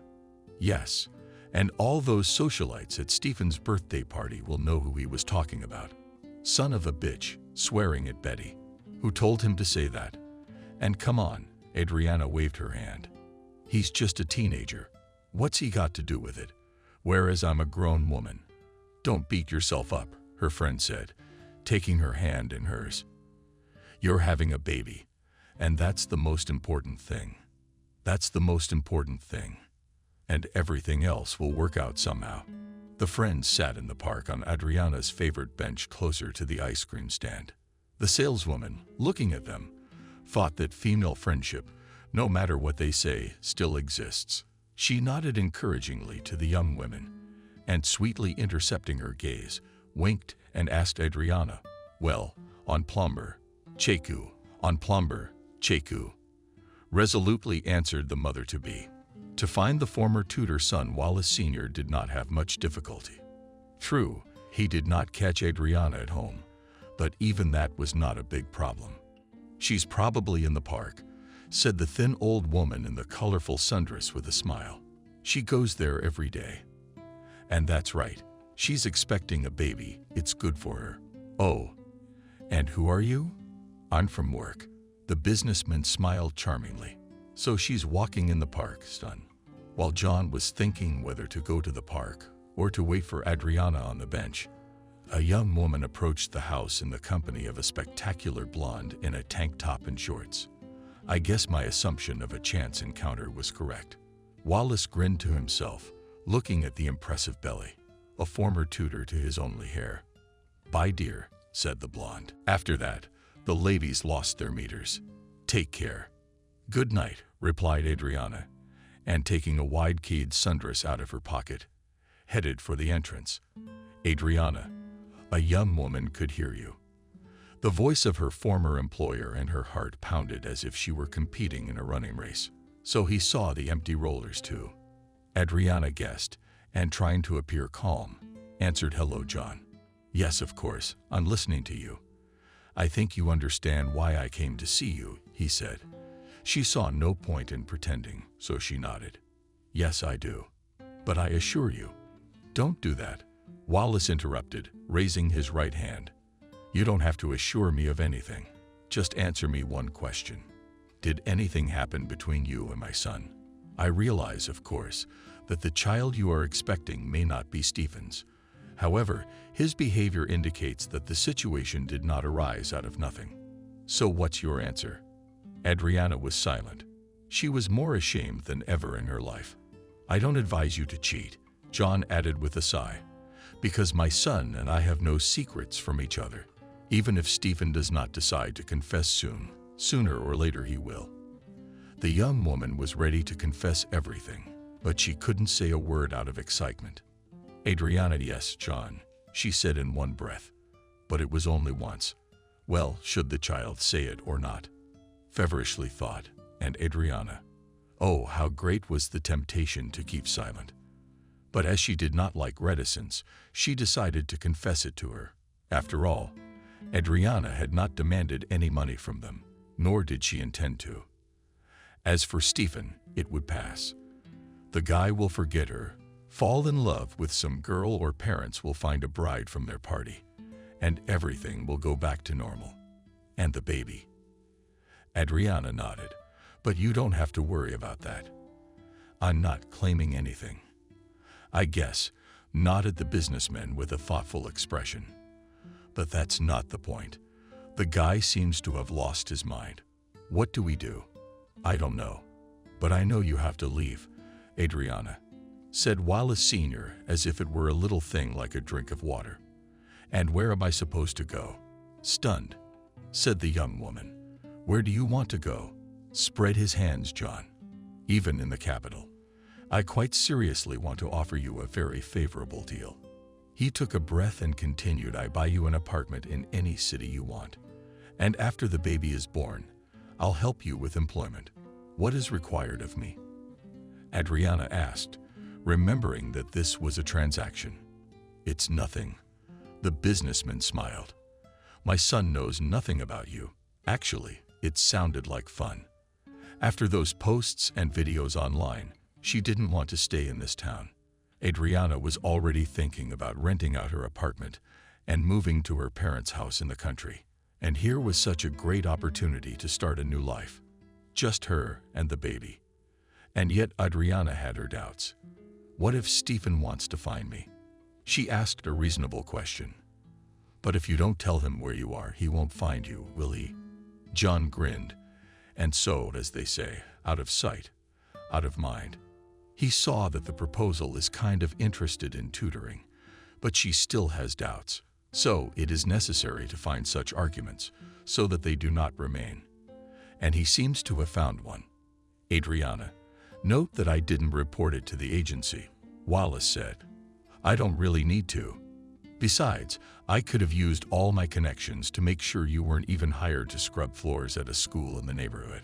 Then again, there's the possibility that this story would become known throughout the city and you'd start to be recognized by sight. Still, I need to think about it, Adriana muttered. Sure, nodded the businessman. Here's my card in case you deleted my number. Don't you dare delay me any longer. But so thought the young woman as she walked up to the apartment. As recently as yesterday, I was thinking of leaving myself. And today, when I'm offered an apartment anywhere in Russia, I hesitate. Anyone would, Betty remarked, when Adriana called her to tell her about Mr. Wallace's offer. There's only free cheese in a mousetrap. Well, not really free, but it's too easy a condition. He'd do anything for his son. Right now, he's just trying to get the kid to forget you. And an apartment seems like a reasonable price to pay. But what's an apartment to a man who has mansions all over the world? And then, deep down, he's willing to help his grandson. You think so? Yes, I'm sure of it. The confidence of the force was not in vain. At this time, John Wallace was driving home and thinking that in case of Adriana's consent, he would kill two birds with one stone. He would help his son to forget the woman whose love for him would lead to nothing good, and at the same time, he would help to improve the living conditions of his future grandson. I'll miss you, Betty sobbed, seeing her friend off on the train. Oh, I can't, laughed Adriana, even though she wanted to cry too. It feels like I'm not leaving for a neighboring town, but for another country. Though I'll miss our heart-to-heart conversations on the phone too. It's not that tears did appear in her eyes, and in a second her friends were already sobbing, hugging each other. Coming through, coming through. The conductor hurried up. What do you have? The friends said with glee and, waving their hands, laughed through their tears. After the incident in the club, Stephen decided not to take alcohol in his mouth under any circumstances. Watching the video, the guy saw himself from the outside, and it was a disgusting sight. In addition, he elementary set up Adriana. Certainly Mum's girlfriend's ball also will not miss their own. So he should explain himself to his former tutor and apologize to her. Stephen did not know where she lived and realized that his father was unlikely to give him the address. There was a serious conversation between father and son, and John made it clear that he would not approve of a relationship with the tutor, so something had to be done. Stephen went to the website of the tutoring agency where Adriana worked, hoping to find a lead. He almost howled in disappointment when Adriana's profile was deleted. "Damn it," he said out loud. Had his father done this? Stephen didn't want to believe it, but how else to explain the absence of her profile? And then it hit him. He knew his ex-tutor worked at School 26. So what am I waiting for? Thought Wallace Jr. and laughed with relief. School 26 was almost in the center of town, and getting there from the cottage community was no problem. But would Stephen be given the address? Especially since it was summer, and it was not certain that he would find anyone there. But there were no other options, so we'll make do with what we've got. "Hello," greeted the janitor politely. "Hello," with dignity replied an elderly woman with a high purple hairstyle. An elderly woman with a high purple-colored hairstyle answered with dignity. "Can you please tell me if I can find a female employee of this school?" The janitor frowned, and Stephen began to fantasize on the fly. "You see, an acquaintance wrote me an address, and I lost it. Besides, I recently changed my cell phone, and all the numbers are still in the old one. I don't know." The old woman shook her head, looking at him intently. "In general, no one gives the addresses of employees. Circumstances vary, of course, but mostly they don't give them. But maybe I'll get lucky." Stephen smiled. "Everything can be." The janitor shrugged her shoulders, and seeing a woman in a bright yellow dress, Lisa turned to her. "It's for you, and another employee. And social media for what?" hummed the woman. "So the profile is closed," spread his hands Wallace Jr. "And who do you want?" Lisa asked. "I need Adriana. She first went on maternity leave, and then quit. I think it was due to a move to another city. I don't remember exactly." "In connection with the move to another city," shocked, said Stephen. "Exactly. You didn't know?" "No," I shook my head. "We just lost sight of each other for a long time. What am I really explaining?" Stephen thought, and apologizing, left the school building. The boy walked and thought that this was clearly his father's doing, and something told him it was. The father was determined, and who knows what the father would do if Stephen found Adriana. Certainly not good, and especially not for her. So wouldn't it be easier to just leave it alone? It's been 10 years. 2 years ago, Wallace Sr. left this world. Alas, cancer spares no one. Stephen inherited all the assets as planned. He took over the firm, and his father's business partners noted that the boy was quite good at it. 3 months ago, Mrs. Wallace remarried and went to Paris with her new husband. She was very fond of the Parisian mansion with the attic and its sale. Stephen had all the money, power, connections, and opportunities that a mere mortal could only dream of. The only thing missing was love. Women for pleasure didn't count. By the time he was 26, Wallace Jr. had no family. "What are my years?" he joked, though his mood was often cloudy. But when he remembered his lush brown curls and short figure, he was immediately enlightened. "Adriana, Adriana, Adriana," he thought with a sigh. And why couldn't I defend my love? Why? Why? Because I was only 16. What could I do? Yes, I could have found her later. His thoughts were confused, as they always were when Stephen thought of Adriana. He was aimlessly clicking buttons on the remote control. And suddenly, at first Wallace thought he was hallucinating. Well, what could he think? With Adriana smiling at him from the screen. In person, Stephen turned up the volume. The queen of his dreams was talking about some new method of teaching retarded children. And when the host of the program said in which city the children's institution was located, Stephen was ready to kiss him. It's decided. As he fell asleep, he thought, tomorrow I will visit that city. Stephen, but we've been preparing for this deal for almost 6 months, exclaimed his deputy. Are you sure that everything will work out without you? Daima, he urged. My late father always said that a real businessman should literally radiate confidence, even if you do not feel it. Yuzik, I trust you, so let's give it our best shot. I know you can do it, instructed the deputy. Stephen left the office and got into his Lexus and drove off to meet his destiny.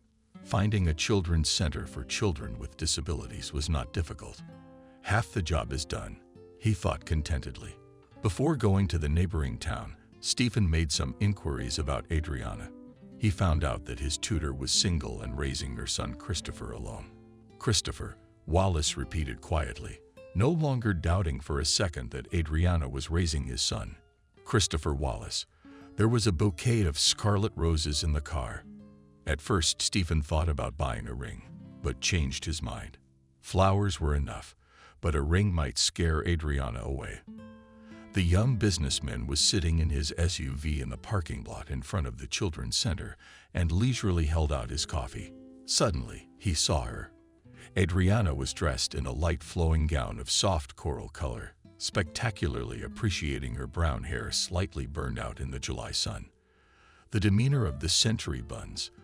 The young woman approached the white Toyota and opened her purse, which apparently contained the car keys. Crazy, Stephen thought. She hadn't changed at all. He picked up the flowers and walked toward Adriana. "Good afternoon," Stephen said with a warm smile. "Good afternoon." Stunned, Adriana repeated. "Stephen, how did you end up here?" "Adriana, let's not talk about you," Wallace said affectionately, yet firmly, holding out the roses to her. "It's inappropriate in our situation. If you haven't already realized, we're supposed to be together." "Well, I'm willing to wait as long as it takes. I realize I should have done it much sooner, but better late than never, isn't it? Stephen, I also want to be involved in our son's life. And don't tell me that's not my son." Tears came to Adriana's eyes. She only now realized that all these years she had been suppressing her love for Stephen. First because he was an underage boy and she was an educator. And then because John had made it clear to Adriana that he did not accept her as Stephen's daughter-in-law. Adriana realized how much she enjoyed saying that name. Yes, but how would Wallace Sr. feel about it? "What's a sister-in-law?" he asked with such tenderness that Adriana's heart sank. "What about John? My father died 2 years ago. Cancer. I'm sorry. Life goes on," Stephen answered quietly. "And I want to live it with you. By the way, Antashka is home now." Adriana smiled. "Great. So, let's go meet our son. I'm all for it." When Stephen first came to meet his son, he felt his soul filled with something warm, light, and very, very pure. It was love. "Daddy, where have you been so long?" asked the boy. I just got lost on the way to happiness," answered Stephen with a smile, and his eyes sparkled. Adriana, watching them, did not think to be ashamed of her tears, because they were tears of happiness. Stephen and Adriana got married 3 months later. In the wedding dress, the bride resembled a young girl. And no wonder, because true love has no age, and a person is young as long as he loves and is loved.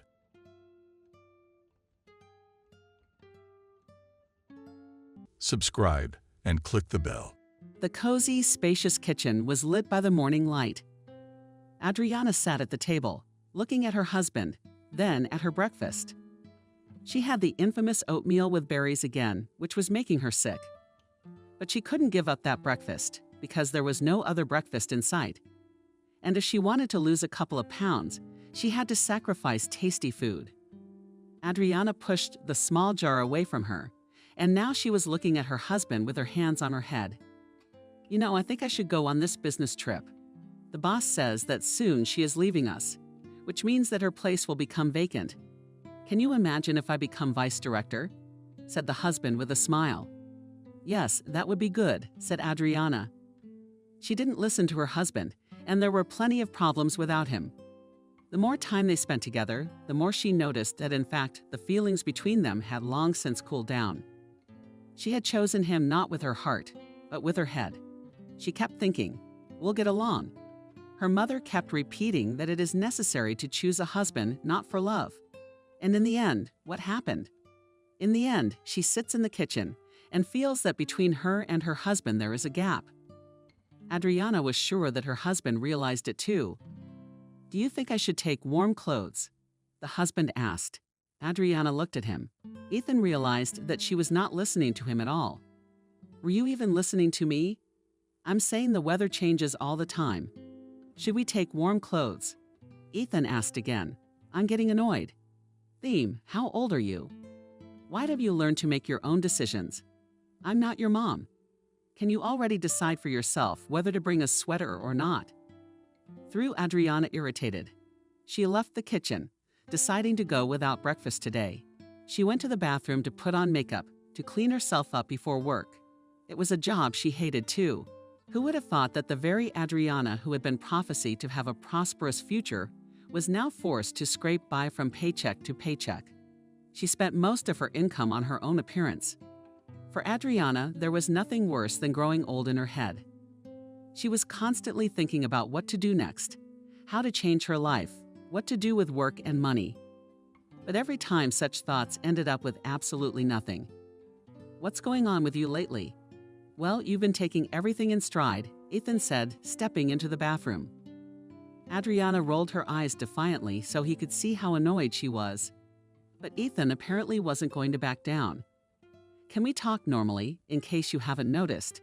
You and I are still husband and wife, Ethan said. Yeah, the subject is on paper. You and I haven't lived as husband and wife for a long time.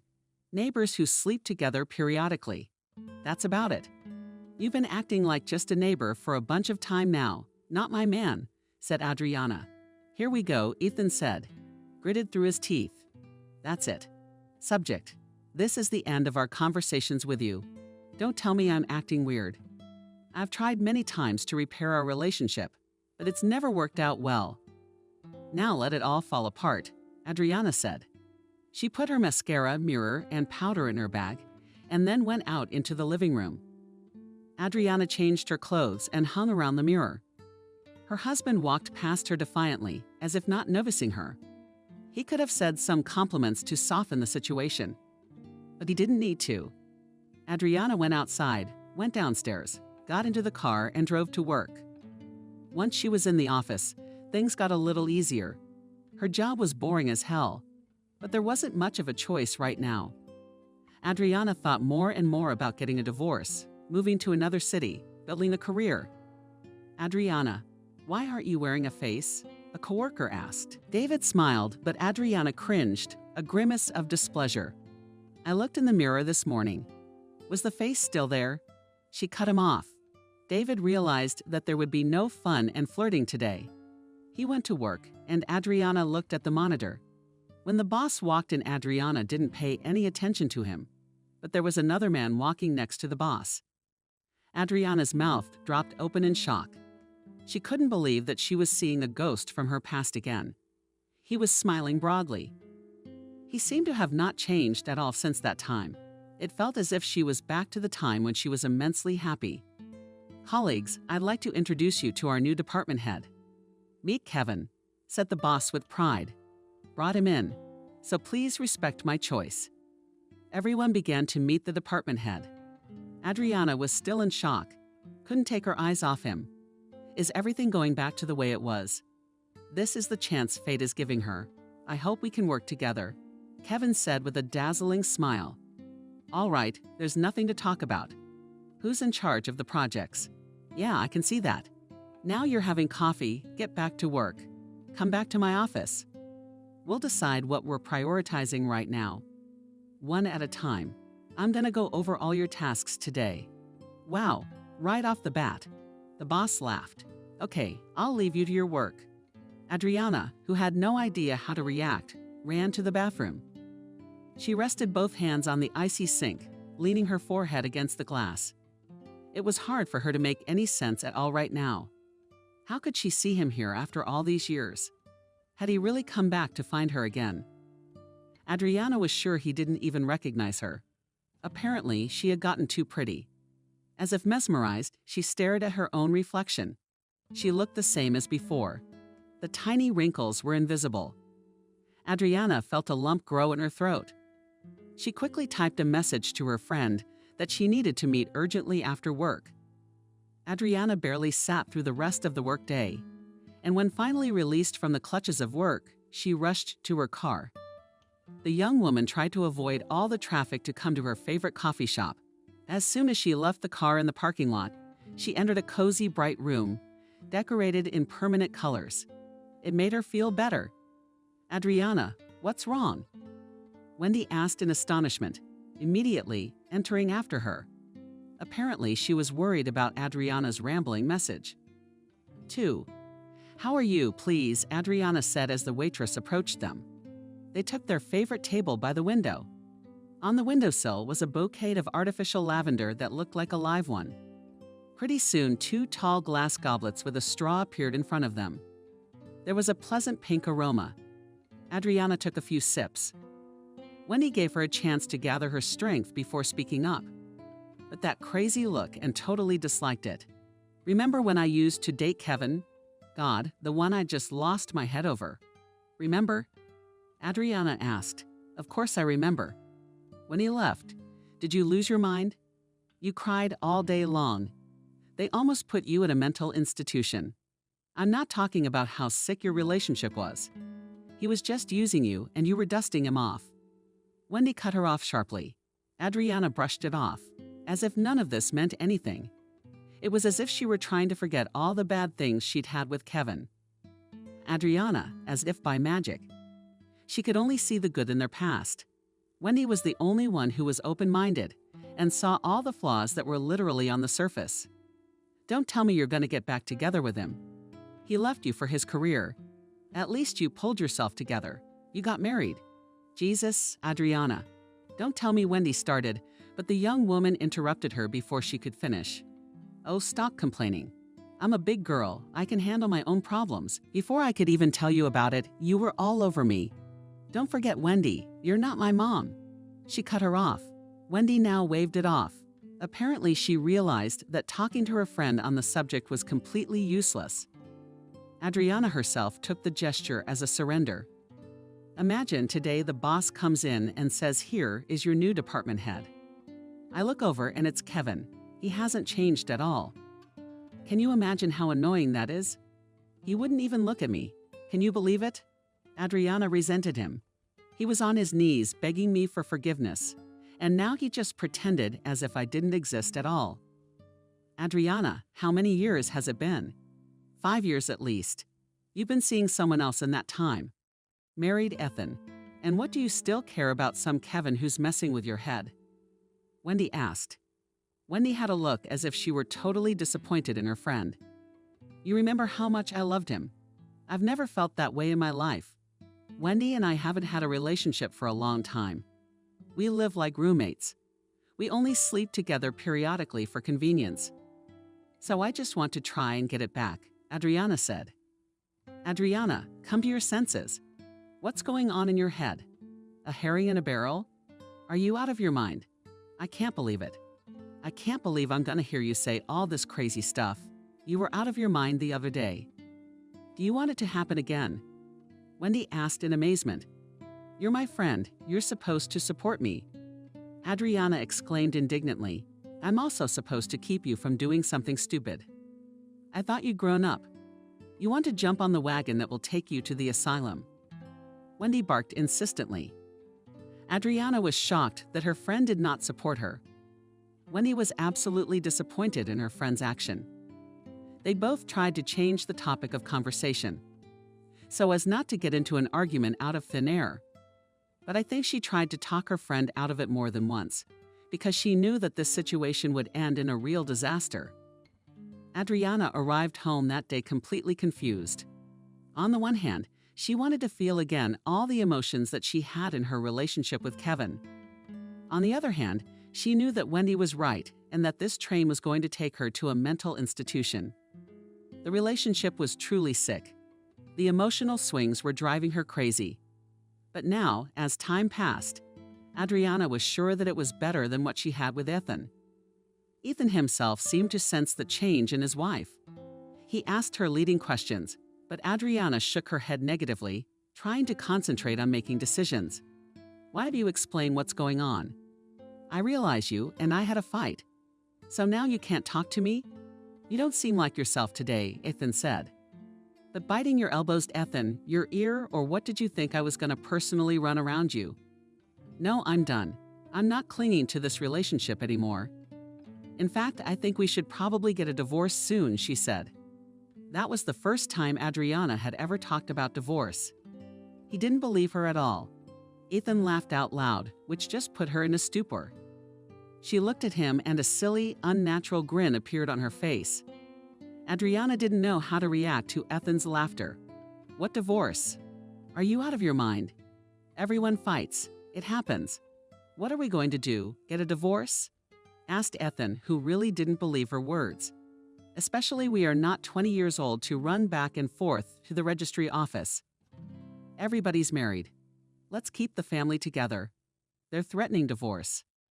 How silly is that? I'm not threatening. It's a topic. I'm seriously saying that you and I have grown cold for a long time. We should probably get a divorce. What's the point of us living under the same roof? If we're not a family anyway? Adriana asked. Ethan waved her away. It made her even more stunned. The young woman looked at her husband and didn't understand why he didn't take her words seriously at all. Ethan laughed again, haha. You made up the divorce too. Are you going to threaten me with divorce like all these hysterics? Adriana didn't answer him anything else. She doesn't want to believe him. Well, to hell with him. He won't get his way anyway. That night, the young woman decided to spend the night alone. Her husband, who was still laughing at her antics with no problem, lay on the couch and played video games until almost morning. It took Adriana a long time to fall asleep. In the morning, she felt wrecked. She put almost under her eyes, waiting for the bears to disappear. Had to get up early to clean herself up. How are you getting ready for your date? Said Ethan with a chuckle. Adriana did not bother to answer her husband. She got ready, drove to work, and really looked much better than usual. Her coworkers remarked that she looked great. They even thought it was her birthday. Adriana, how are you looking today? Let me ask you out, said Harriton near the coffee machine. Call your wife, parried Adriana with a smile. My wife to you as to Mars. Shall we go? He asked again and laughed. The women who also worked in the office. And clearly such jokes were not appreciated. Adriana was not going to flirt with colleagues, and certainly not with a married man. Harriton didn't interest her in any way at all. She took the papers, knocked on Kevin's office door, and then entered. But hi. I knew there was more to you today. Looks like Adriana. After all these years, you haven't changed a bit. That's too bad, Kevin said. Adriana stared at him, not understanding why he was suddenly expressing regret. She put the papers on the table as if she had come just for the report. You saw that your scores are worse than everyone else's. If this keeps up, you and I are going to have to say goodbye, Kevin said, looking through the papers. Can you not pretend like we're strangers to each other? She asked. Kevin looked away from the papers, now looking intently at her face. She felt uncomfortable. Adriana felt out of place. It was uncomfortable. Why was he staring at her like that all of a sudden? There was no tenderness or sensuality in his gaze. It was dry disappointment and longing. Adriana, let me get this straight with you. I'm your boss. This is where you and I are going to stop. Being degenerate doesn't get you anything. You're going to work the same way you're working now. I will fire you, he said. Adriana rose, sat down in the chair beside him, and playfully placed her shoe on the chair. She thought he wouldn't hold back, rushed to kiss her like he had before. But Kevin did something she had not expected at all. The man leaned back in his chair, looked her over from head to toe, and then burst into full-throated laughter. Her husband laughed at her yesterday. Laughing today, Kevin laughed. Are you out of your mind? What the hell do I need you for?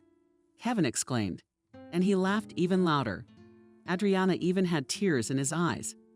We were almost teenagers. At least you were. I thought you'd wised up in that time too, and you're still just as stupid. Adriana slid off the table and stared intently into the eyes of the man she had once loved madly. She had never imagined that it would be so difficult to rebuild a relationship with him. I don't consider you at all. I realize you're just a shadow of your past, nothing more. Yeah, if I could turn back time, I would never have a relationship with you. You've drained me of so much blood." "Oh my gosh," said Kevin, adjusting his shirt. "We were so good together. Do you think I've forgotten about everything?" she asked, frantically trying to find the words. Adriana held back tears of resentment with all her might. His legs began to tremble. His voice, too. Kevin looked at her with a twinge of regret. "Adriana, go to work, for God's sake. We're adults with families and responsibilities. There's no time for games right now. I don't need you, I don't need you. As a woman, I get it. Go to work. Leave me alone," Kevin said, pointing her to the door. Adriana pouted her lips like a child feeling monstrous resentment and disappointment. But strangely enough, didn't back down from her plan for a second. She was going to get him, and she would do it by any means necessary. Exactly a day later, Adriana has already made the first attempts to establish relations with Kevin. But her action could hardly be called expedient. Together with a friend who decided to support her, they drove 400 kilometers to reach some aunt. Adriana had found her contacts online and had high hopes for her. "Adriana, I think you're starting to go crazy again," said Wendy. They were sitting in an endless line, and the hallway was stuffy, even though the windows were open. Some went in the door, some came out in tears. Some came out absolutely happy, literally glowing, anticipating the future. Adriana jerked her foot, attracting the attention of the neighbors on either side. "I have to know if we have a future or not," Adriana said. "Adriana, this is the 21st century. We're sitting in line to see a fortune teller. And for what? For the sake of ruining your own life, for the sake of an idiot did not stop. Wendy." Misty didn't allow for a second the idea that her friend could be happy with the man who had nearly robbed her of her identity earlier. Adriana stubbed both horns and didn't let her friend's words even fly to her ears. "Think about it. Okay. Do you even need this?" Wendy asked. Her voice was already shaking. Again, someone came out of the office, but this time there was no emotion on his face but sadness. "It's my turn," Adriana shouted, but Wendy grabbed her arm. The young woman looked at her friend carefully, as if trying to convince her that she was making a mistake. Wendy was persistent. Adriana snatched her hand away and disappeared behind the office door. A foul odor hit her nose, incense. Some kind of white lily mint something else. The smell was sweet and cloying. I wanted to pull my sweater over my nose, just so I couldn't smell anything. Adriana sat down across from the older woman. The woman took the old woman's bony fingers over the salty deck and listened to Adriana. The old woman shuffled the deck and then laid out the cards. "You're making a big mistake. The family there is strong," the old woman started to say, but Adriana interrupted her. "What kind of family can there be? He's a male dog. He's not capable of making a family." Roared at Adriana, remembering the behavior of his ex. "You either listen to me or get out of here," said the old woman sharply, and Adriana conciliatory raised her palms. The young woman, defiantly as if zipped up and tossed the doggie aside. The older woman nodded, accepting the surrender. She looked at the cards again. "And I realize you're probably already freaking out about imagining the sweet life. But if you got him on your side, he's going to break your fate. You're meant to be a good, quiet man. If you choose another, believe me, it won't end well," said the old woman, turning over one card after another. "So I'll do it with him." Did her voice quiver? Asked Adriana. "No, nothing will work out for you. He doesn't need you, isn't attracted to you as a woman, wife, or friend. He looks at you as if you were nothing. He'll never love you as a woman. Do you understand?" the old woman asked. "You just don't know me well." Adriana replied sharply. "But I know the maps well. You're chasing two birds. You'll be alone. Adriana, your husband is good, caring, kind. Do you need to talk? You need to rebuild your family, not chase men. Look, it's for you, Ethan, your usual." And the other one clings to him. "She'll take care of him so much that he won't even move. If you lose your husband, you'll blame yourself for the rest of your life," the old woman said. Adriana stared at the old woman with even greater shock. She had expected help, not another lecture. If the young woman was going to listen to a lecture on her projected future, she would talk to Wendy. It felt as if it was Wendy who sat in front of her, not the fortune teller to whom she had traveled over 400 kilometers. Don't fall for his charm, fool. He'll have you on the wall before you can even squeak. It's not the kind of person you should trust with your life, you know, asked the old woman. How about I figure out who to trust with my life? You have no idea how happy I was with him. I never loved him as much in my life, as Adriana said. She burst into tears of impotent anger. So do the spell and I'll pay, Adriana said, slipping her hand into her bag and pulling out her wallet. I don't want your money, and I don't do that sort of thing. I'm not going to do any coots for you. Go home, girl, and think on a fresh head. Why would you want to ruin your own life? Said the old woman. Adriana flew out of the office with such expression that absolutely everyone in the corridor stared at her. The young woman slammed the door so that the panes in the windows shook. She dashed outside for a breath of fresh air, then burst into tears. Wendy jumped out after her as she put her arm around her shoulders and sat her in the car. Adriana calmed down only about 10 minutes later when the tears simply ran out. She didn't say anything for the first time, just said it was time to go home. The car pulled out of the huge village and headed towards home. The young woman sat behind the wheel and looked at her friend. Adriana, who was unaccustomed to being in the passenger seat, had bought it like a mouse on grits. She crossed her arms over her chest and replayed the old woman's words in her head. She says he's got a family. He's not capable of a family. All he's ever done is run around with girls. What kind of a family man is he? Adriana asked, as if to say nothing. I found him on social media. He's got 2 daughters, like 1-year-old. Beautiful wife. Everything seems fine. If you go back too far, he's in a wheelchair. She must have been there for him. He figured it out, became a family man. That's what happens when people change their priorities after a tough situation, Wendy said. I don't care about my wife or my kids. He doesn't need them. You'll see. And she will thank me that I took the dog away from the family defiantly, said Adriana proudly. What do you need a man like that for? Wendy asked. Adriana was silent. She had no answer to that question. The young woman turned sideways, looked at the endless fields of white fluffy clouds that floated on the birch trees in the sky. It was so desirable to be at home, to lie in bed and sleep for several days. She had so many resentments against her husband, against Kevin, against the whole world. But Adriana would not give up. It's only in the movies that things go easy. If he leaves you, it won't end well. If a mistress becomes a wife, there's a vacancy, Wendy said. You don't want a man like that. You want to divorce Ethan, divorce someone else, but not Kevin. Why are you all talking at the same time? Adriana resented, as if she was already standing up for her man.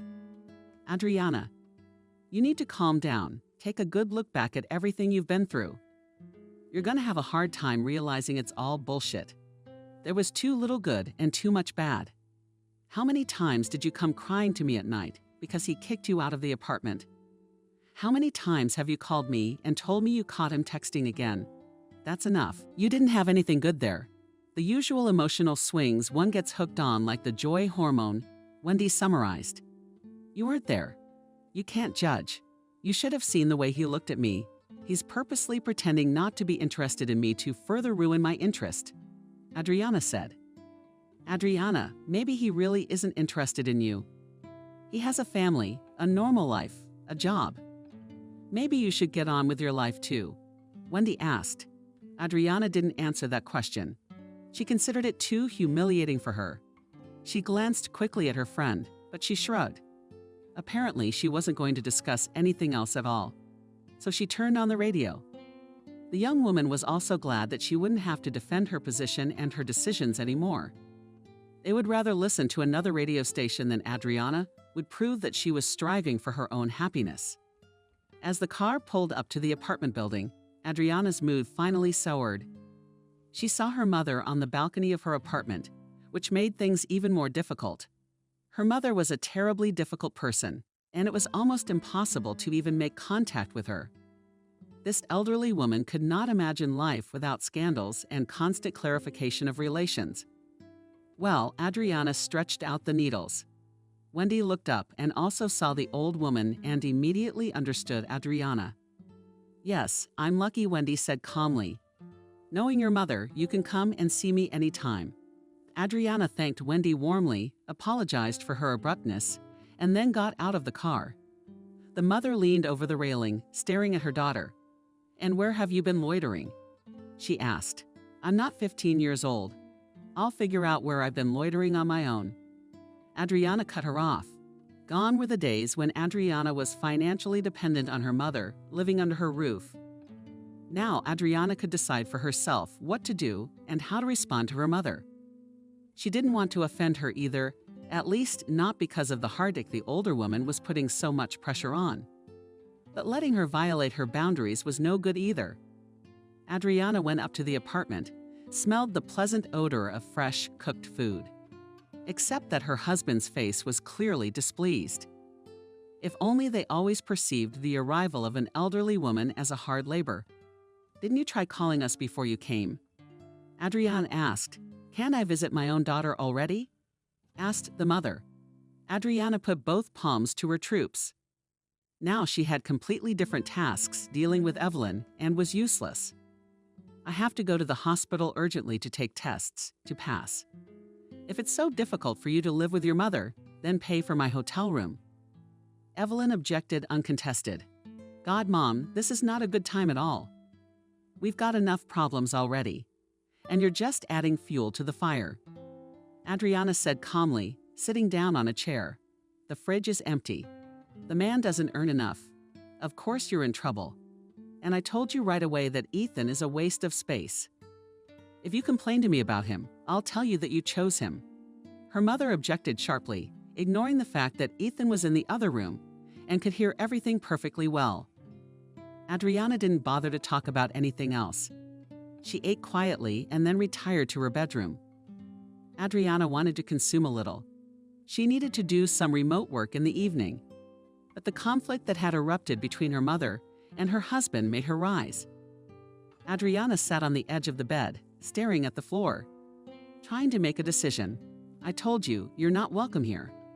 If you want to go to a hotel, I'll pay for a hotel. There's nothing to do here. And from now on, you'll call before you come here. You're in my house and suddenly you're building me up.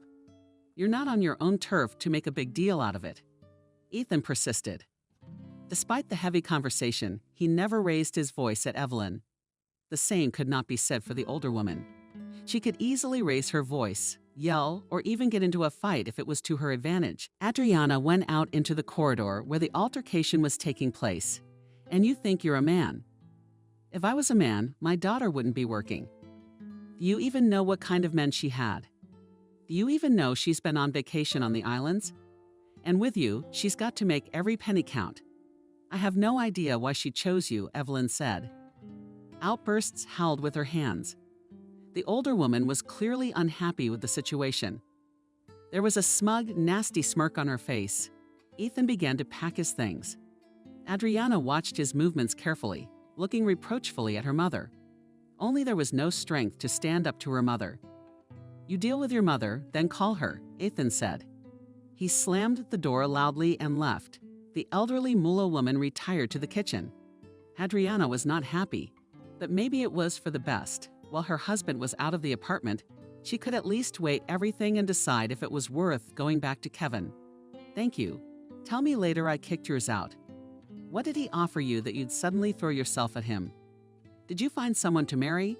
You haven't had enough good men. He doesn't make a good living. He's growing a potbelly. I don't understand why you're holding on to him so tightly," Evelyn reasoned. "He loved me. At least he used to take care of me. Everything was fine. It's just that lately we've been mixing things up," Adriana said in a sad voice. "But here's the answer to everything. You should choose a man with your head, because your care always ends. Love passes, my dear, but money remains. If you'd chosen a normal man, you wouldn't be worrying about anything now. Believe me, any disadvantages in the character of the husband can be leveled by his salary," said Evelyn. Adriana sat down at the table looking at her mother. Her mother's words made her cringe. But on the other hand, Adriana herself had once thought that way. It felt like her life was splitting in two right now. Adriana had to choose. Which one to emphasize now? Maybe my rights were worth the risk. Get my life together before the divorce proceedings even start. And for another whole evening, the older woman brainwashed her daughter, telling her to look for another man. Adriana, listening to her mother, was now making a plan that was slowly forming into a strategy in her head. The next day, determined not to procrastinate too long, Adriana bought roses, candles, expensive wine. She stayed in the office late and waited until it was just her and the department head. Adriana put Frosty to sleep in the lounge area. Put the wine glasses down. "Adriana, and what do we have here?" asked a man, holding papers in his hands. But seeing his subordinate in surrounded lingerie against a background of rose petals froze. Adriana was sure that now he would loosen his protective barrier. Could he resist her? Adriana was sure she looked even better than she had when they were dating. "Are you out of your mind?" he asked. "Don't you want it all back?" "Kevin, let's just have a drink. Let's talk. We need to talk to you. You know, we have a lot to talk about," Adriana said. "I'm trying to sound as romantic as possible." "What's there to talk about? Have you completely lost your mind?" Kevin exclaimed. He was looking at her with crazy eyes. There was no passion in his gaze, only anger. Adriana was completely taken aback. She had never imagined that her plan could have a flaw. Now she looked at the man and could hardly believe that he had ever treated her with tenderness. So that's what Kevin muttered. He lowered his head, set the papers aside. The man looked tired. He rubbed the bridge of his nose, then continued. "Clean up this mess, get dressed, and get out of here. For the last time, I'm going to pretend like nothing happened. If you give me a farce here now, believe me, it'll end badly. You interfere with my work, I'll fire you, especially since you're not a goddamn employee." He just turned on his heels and walked away to his office. Adriana was left standing all alone, holding a half-filled glass. She sat down, emptied the glass completely, then a second one. Adriana changed her clothes, cleaned up after herself, went downstairs, and got into the car. The young woman howled with resentment, sobbed, and could not understand what she should do next. She was sure to the last that the romance would work, but nothing happened. Adriana felt she couldn't control her feelings at all. Never in her life had she sobbed so much or felt sorry for herself so often. By the time Adriana arrived home, her mother was already asleep. The girl got up to build a shower and tried to forget about everything. An inner voice told her that she should have made peace with her husband, to go back to her usual life, where everything could still be normalized. The other voice kept repeating that she just had to prove to herself that she was still attractive to Kevin. This was a challenge for her. "And what were you doing back so late last night? Don't tell me you went to see your man," her mother said with undisguised displeasure. Adriana did not know what to say to her mother. She was already completely confused about what was going on. But as long as the conversation was going on, it was worth listening to her opinion. After all, no one else could support Adriana. Wendy kept talking about Kevin having a family of his own. She kept insisting that she and God would be punished for depriving the children of a father. The husband wouldn't talk at all. He kept saying that he would only return to the apartment when her mother moved out. Adriana realized that she lacked support. If there was a person ready to take her side in this matter, it could only be her mother. "Mom, do you remember when I went out with Kevin?" Adriana asked, deciding to start at the beginning. "I remember, handsome, so tall, so handsome.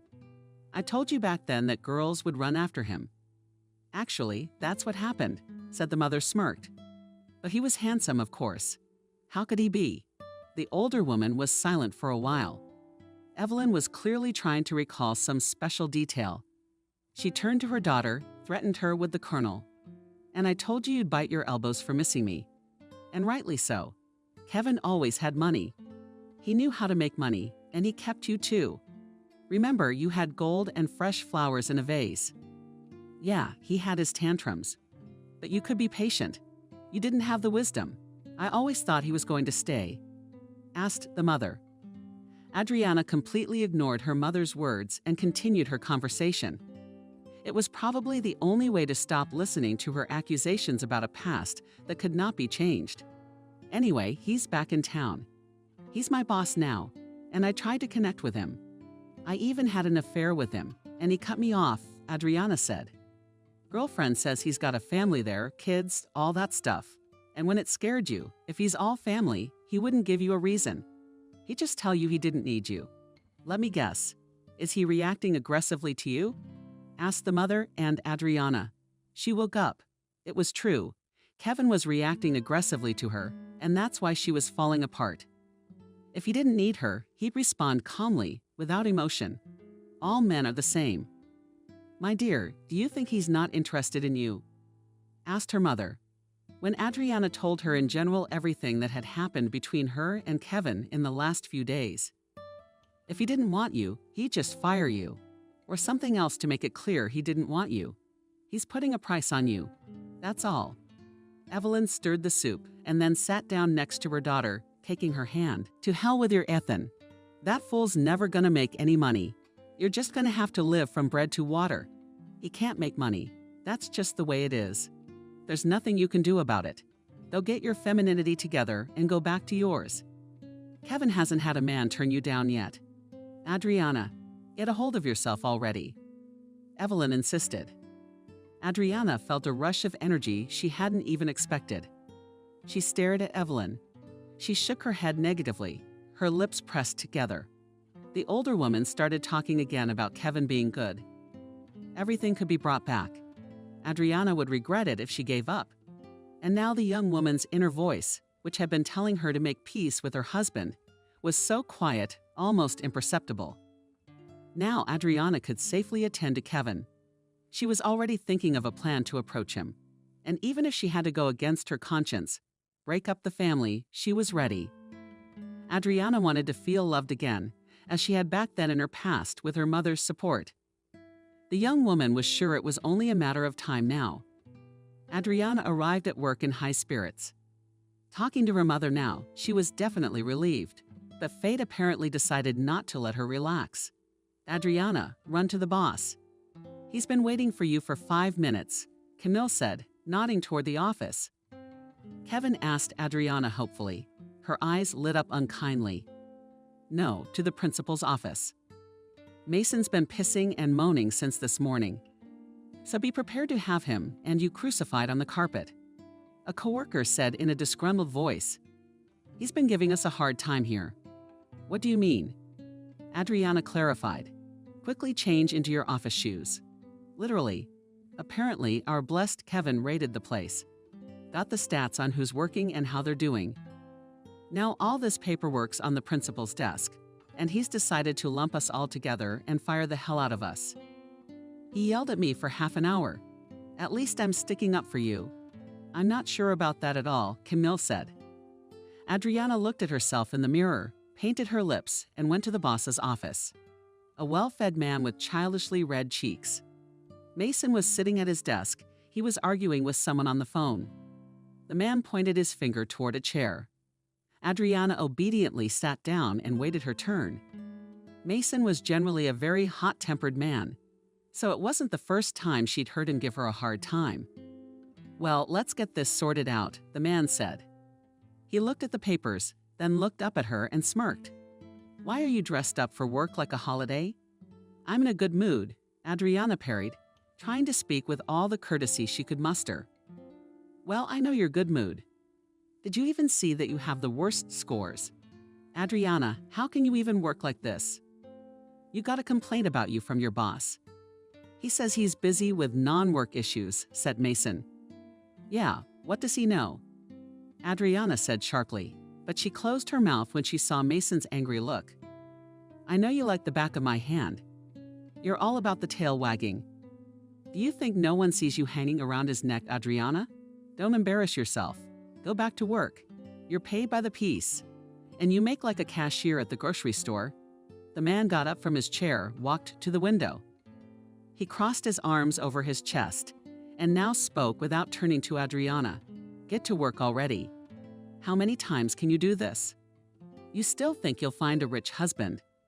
Adriana is not the age to believe in fairy tales. Rhonda made 100 this month, and you barely scraped together 20. By God, you'd better use your looks in your work to drain clients' minds," he said. Adriana came out of the office absolutely red as a cancer. She shrank like a spring that was about to shoot someone in the forehead. She sat down at her desk and tried to concentrate on her work, but it wasn't working. The young woman didn't even look in the direction of Kevin's office. This was something he had purposely built to saw her off even more. She would put him in his place, destroy his family, lure him into her arms, and then leave him alone. The young woman felt so angry that even the plan in her head formed itself. She didn't need it. She had romance and feelings. She just wanted to put the arrogant ex in his place. After an hour, however, her fervor faded. All that was left was resentment and some subtle disappointment. Adriana tried to work, to earn some money before the paycheck, but apparently it was not her case. When she arrived home, she was happy to find her husband's car in the driveway. She was even surprised at her own joy. Maybe she should have given up the whole thing and gone back to her husband after all. There was always the possibility of trying to rebuild the family. Maybe she and Ethan still had a way to go. What if the subject decided he would try for his family? But barely had Adriana entered the apartment when immediately her hopes were absolutely dashed. Mother stood, crossed her arms on her chest, and read, "Vaughn, look, your hubby finally decided to move out," said her mother, chuckling. "Like a rat running away from the ship. Look at him. And I told you he's got nothing to show for it. All ripped off. Adriana, take your mother out, or I won't be able to take care of myself," Ethan said calmly. Adriana went into the bedroom, slammed the door shut, and left her husband alone.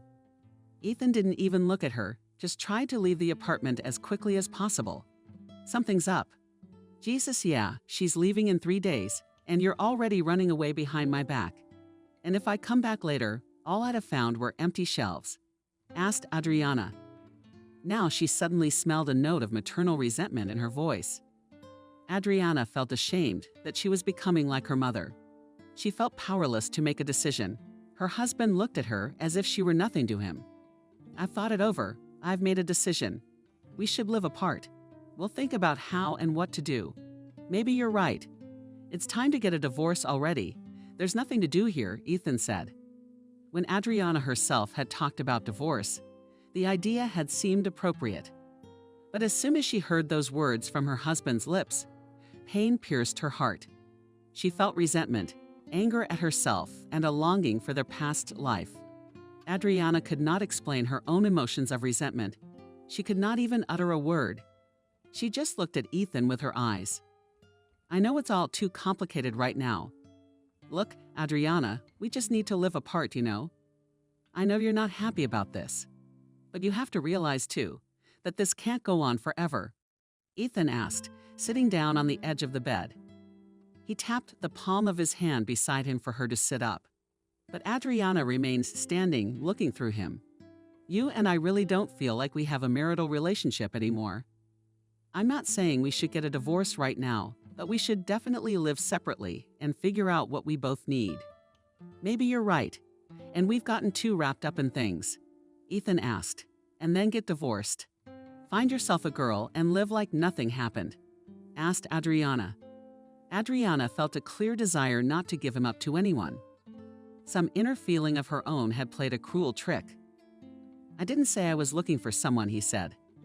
Adriana just looked at him, afraid to say a word. "Let's just live apart and see how things go. I'm going through a rough patch at work, and what are you like? You're not yourself. Shouldn't we be working through things together?" Adriana asked. "I've tried, but you pushed me away." "Okay, Adriana, and I'm off," Ethan said. He leaned in to kiss her, but Adriana declined. The man realized he'd hurt her by leaving, but he didn't do anything more. Soon, Ethan left the apartment, leaving behind only the subtle scent of perfume. Adriana suddenly sank down on the bed and sobbed so loudly that she didn't even expect it from herself. She was crying because she realized that everything was falling apart around her. What would she do when she was alone? Who needs her with her temper? And why are you throwing a tantrum here? He's gone, and to hell with him. The trash took itself out. Mother said sharply, and then she laughed unpleasantly. How dare you say that? Adriana suddenly cried through her tears. She felt such a burning anger towards her mother that she couldn't even explain it. Adriana got up from the bed. You have taken to strutting. And you, how did we start talking? You were in my ears yesterday about your ex, and now you suddenly decided to fight for your husband. Asked the mother with a smirk. Don't give me the snot. It's a swamp. What's there to cry about? You're a pacifier, not a man. You didn't keep your family together, and you expect me to be left empty-handed too. No way, Mom. Get your stuff and get out of here. If it wasn't for you, Ethan wouldn't have left at all, said Adriana. Don't you dare push me around. Yeah, look at her. You should be thanking me for walking him out. He was as worried about you as any normal man would be about moving into his wife's apartment. And in general, consider that if it weren't for me, you wouldn't have this apartment at all. The old woman cut off. It's my father's apartment. He left it to me when he died, Adriana parried. Aha, who picked that kind of father for you? The Holy Spirit cut the older woman off. Ethan's not a man at all. He's a snot on legs. He's not worthy of you. He shouldn't even be around you. You've had so many men, so many opportunities, and you've chosen some scumbag. Shut up. Get out of here. I don't want to see you. You spent my whole childhood jumping all over men. And now you've decided to ruin my family too. Go away. Adriana screamed. The old woman proudly stuck up her nose, quickly packed her things, and in just 15 minutes she disappeared. Adriana was still sobbing. Several times she tried to call her husband, but he did not pick up the phone. She felt so bad that everything inside was clenching with pain, tearing herself apart. What hurt the most was that she had absolutely no idea how to proceed or what to do next. When Adriana came to her favorite cafe, it was as if a stone had fallen from her soul. She felt calm, peaceful. But today it wasn't like that. She felt confused, as if she subconsciously sensed that the situation in her life was escalating. Adriana was losing control. You do realize you have to put up with your husband. Adriana, everyone has crises, fights. It's normal. You need to pull yourself together, talk to your spouse, and finally make a decision. You're adults. You can't just give up on him. Wendy asked. Adriana was silent. She drank coffee, looked out the window, thought about everything that was going on in her life. Outside, the summer season was slowly coming to an end.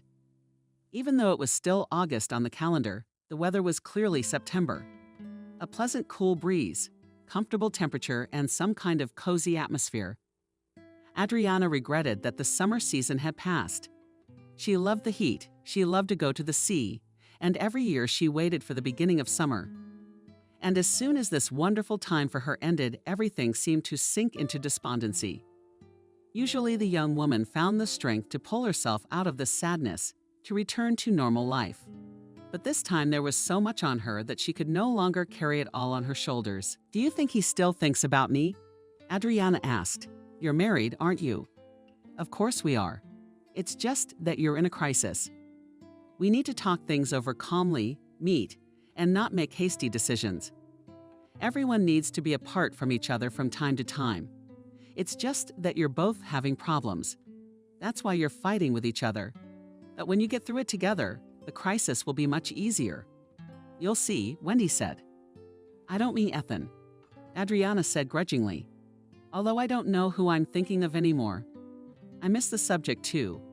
And I hate myself for not going with Kevin to another country. Why the hell did I stay home here? Adriana's eyes were wet. Duma didn't take her hand to reassure her. Everything squeezed inside. I'm so angry with myself and with him. I want time to turn back, for us to be together again. But on the other hand, I want to go back to Ethan, to be calm and quiet. I must be going crazy. Some kind of endless obsession, Adriana said. Maybe you should take a vacation, or quit this job and find another one. You won't have a life there anyway, as long as Kevin is there, Wendy said. As soon as Adriana thought about quitting and never seeing him again, Kevin became uncomfortable in her heart. She no longer realized whether it was actually feelings, nerves, or real feelings talking in her. Adriana could no longer understand where the real feelings were and where her heightened nervousness was. They sat in the cafe for about an hour, several mugs of coffee, empty plates from dessert left on the table. Wendy walked Adriana to her car. They stood in the parking lot but couldn't separate. "Let's go on vacation with you. We'll be near the sea for at least a few days and say goodbye. With summer, you'll have time to breathe." "Adriana, you have too much on your mind right now. You're not thinking straight. You need time," said Wendy. Adriana did not react to this suggestion, but as soon as she got into the car, she decided that she would make one single attempt. But this time she'd go to the bank. Yesterday, Kevin was flirting with her. At least it seemed that way to her, which meant he still had feelings for her. For days, Adriana had been tracking Kevin and his wife. She had clearly calculated the schedule of the woman who took the children to daycare, then to clubs. Adriana calculated the times when Kevin's wife was not home. Adriana arrived, walked to the entryway, dialed a number. She called another apartment, identified herself as a delivery person, and was let inside. Overjoyed, Adriana took off up the stairs. She knocked on the door. Kevin opened the door with a smile, but when he saw Adriana, he was taken aback. His eyebrows rose in surprise. "Have you lost your fear?" he asked. "Your wife won't be here for another hour, so we have time." Adriana said affectionately. She wanted to rush into the apartment, but Kevin pushed her away rather roughly. "Sick in the head, Adriana. Pull yourself together, otherwise I'm gonna ride you. For Java, by God, I don't need you at all. Get out of here," he shouted. Adriana salivated. From how wildly he shouted at her, his voice echoed off the walls of the entryway, becoming even louder and more menacing. The young woman, looking into the eyes of the man who on his knees had sworn his love to her, could not believe that he had changed so much in so many years. But even though the scream released his anger, Kevin did not become calmer. Rather the opposite, he was getting angrier and angrier. His face was starting to turn red. Adriana got the impression that even the top of his head was turning red from how much negativity he was holding back. "You've always been just a toy to me, you know. An underage fool who fell for the gifts. That's all. I never needed you. I never loved you. Hear me at last," Kevin continued to shout. He didn't even think about the fact that the neighbors could hear this conversation. He was so mad with anger that he lost control of himself. "You gave me a sweet life back then, and I've been trying to get rid of you for a long time. I have a normal life, a beautiful wife, a great job. But then you show up again. You're trying to build a relationship with me over some interesting hunch. You're sick in the head. Be honest with me. Maybe you need to see a specialist," shouted Kevin. Adriana couldn't utter a single word. She was crying tears of fear and frustration. She felt completely fictional, sucked dry. She stared into his insanely angry eyes and tried to find a shred of sympathy for her in them. "Idiot, I don't need you. How else do you want me to tell you?" he shouted. "But you're flirting oval with me," Adriana muttered in a trembling voice. "You're sick. Do you take common courtesy for flirting? Is that supposed to be fun? I have a beautiful family. I love my wife dearly, and you come in here and ruin my life. Either you leave here now or I'll throw you down the stairs," he said, taking a step forward. Adriana involuntarily backed away, lost her tears, and then ran down the stairs. She couldn't even make out the road as tears made her eyes water. It was so hurtful, so bitter, she could barely hold on. But as soon as the entryway door swung open, Adriana ran head-on into Kevin's wife. "Oh, sorry," involuntarily involved Adriana. Noticing that this young woman was so soft, decided to push through. If this idiot failed to see the potential in her, she will get back at him. "I'm sorry. Before you tell Adriana your man, I'm sorry. And I slept with him the whole time you were here with your kids. He promised me he'd marry me. He promised me a nice life. Now, Barton, go deal with your cable. Don't listen to her. She's a sick fool. Get out of here," a man shouted from the window. Adriana saw what had gotten through to the fragile nervous system of Kevin's wife. The young woman froze in her eyes. Tears and a dull ache appeared in her eyes. Adriana waved her head smugly and walked to the car. She walked with a sense of accomplishment, confident that she had at least mutilated Kevin's life. Adriana drove home, so proud, so happy that she couldn't believe it herself. She hadn't felt such a triumphant feeling in her chest in a long time. But the closer Adriana got to home, the more she realized what a monstrous mistake she had made. Why had she even reached into the family in the first place? Why had she said mean things to his wife? Maybe he really wasn't flirting with her, but was just being polite. Adriana is on shaky legs, walked into her own apartment, and just cried in the shower. She tried to call Kevin, but immediately realized she was added to a blacklist. Everything was so stupid that she wanted to fall through the ground. As soon as Adriana left the shower and went into the kitchen, she immediately poured herself a full glass of wine to the brim. She turned on some stupid movie, drank wine, and replayed in her head the nightmare that had happened in a matter of minutes. She was disgusted with herself. As the wine began to take effect, the young woman gradually calmed down. She longed for her husband so much, felt so foolish in his eyes, that she could not help herself. And when she heard Ethan's voice, she was relieved for a moment. "Yes, I'm listening." "Just speak quickly, please," Ethan said, a little flustered. In a flash, Adriana had a picture in her mind of her husband sitting in a cafe with some girl. Or maybe he'd taken her to the restaurant to get her into bed. Jealousy surfaced in her with renewed vigor. It was right, and Adriana wouldn't be able to forgive herself. And if she misses her husband? "Adriana, I told you to make it quick. We're in the middle of a work emergency." "I'm not even on the phone right now," Ethan said, as if he could read her jealousy-filled mind.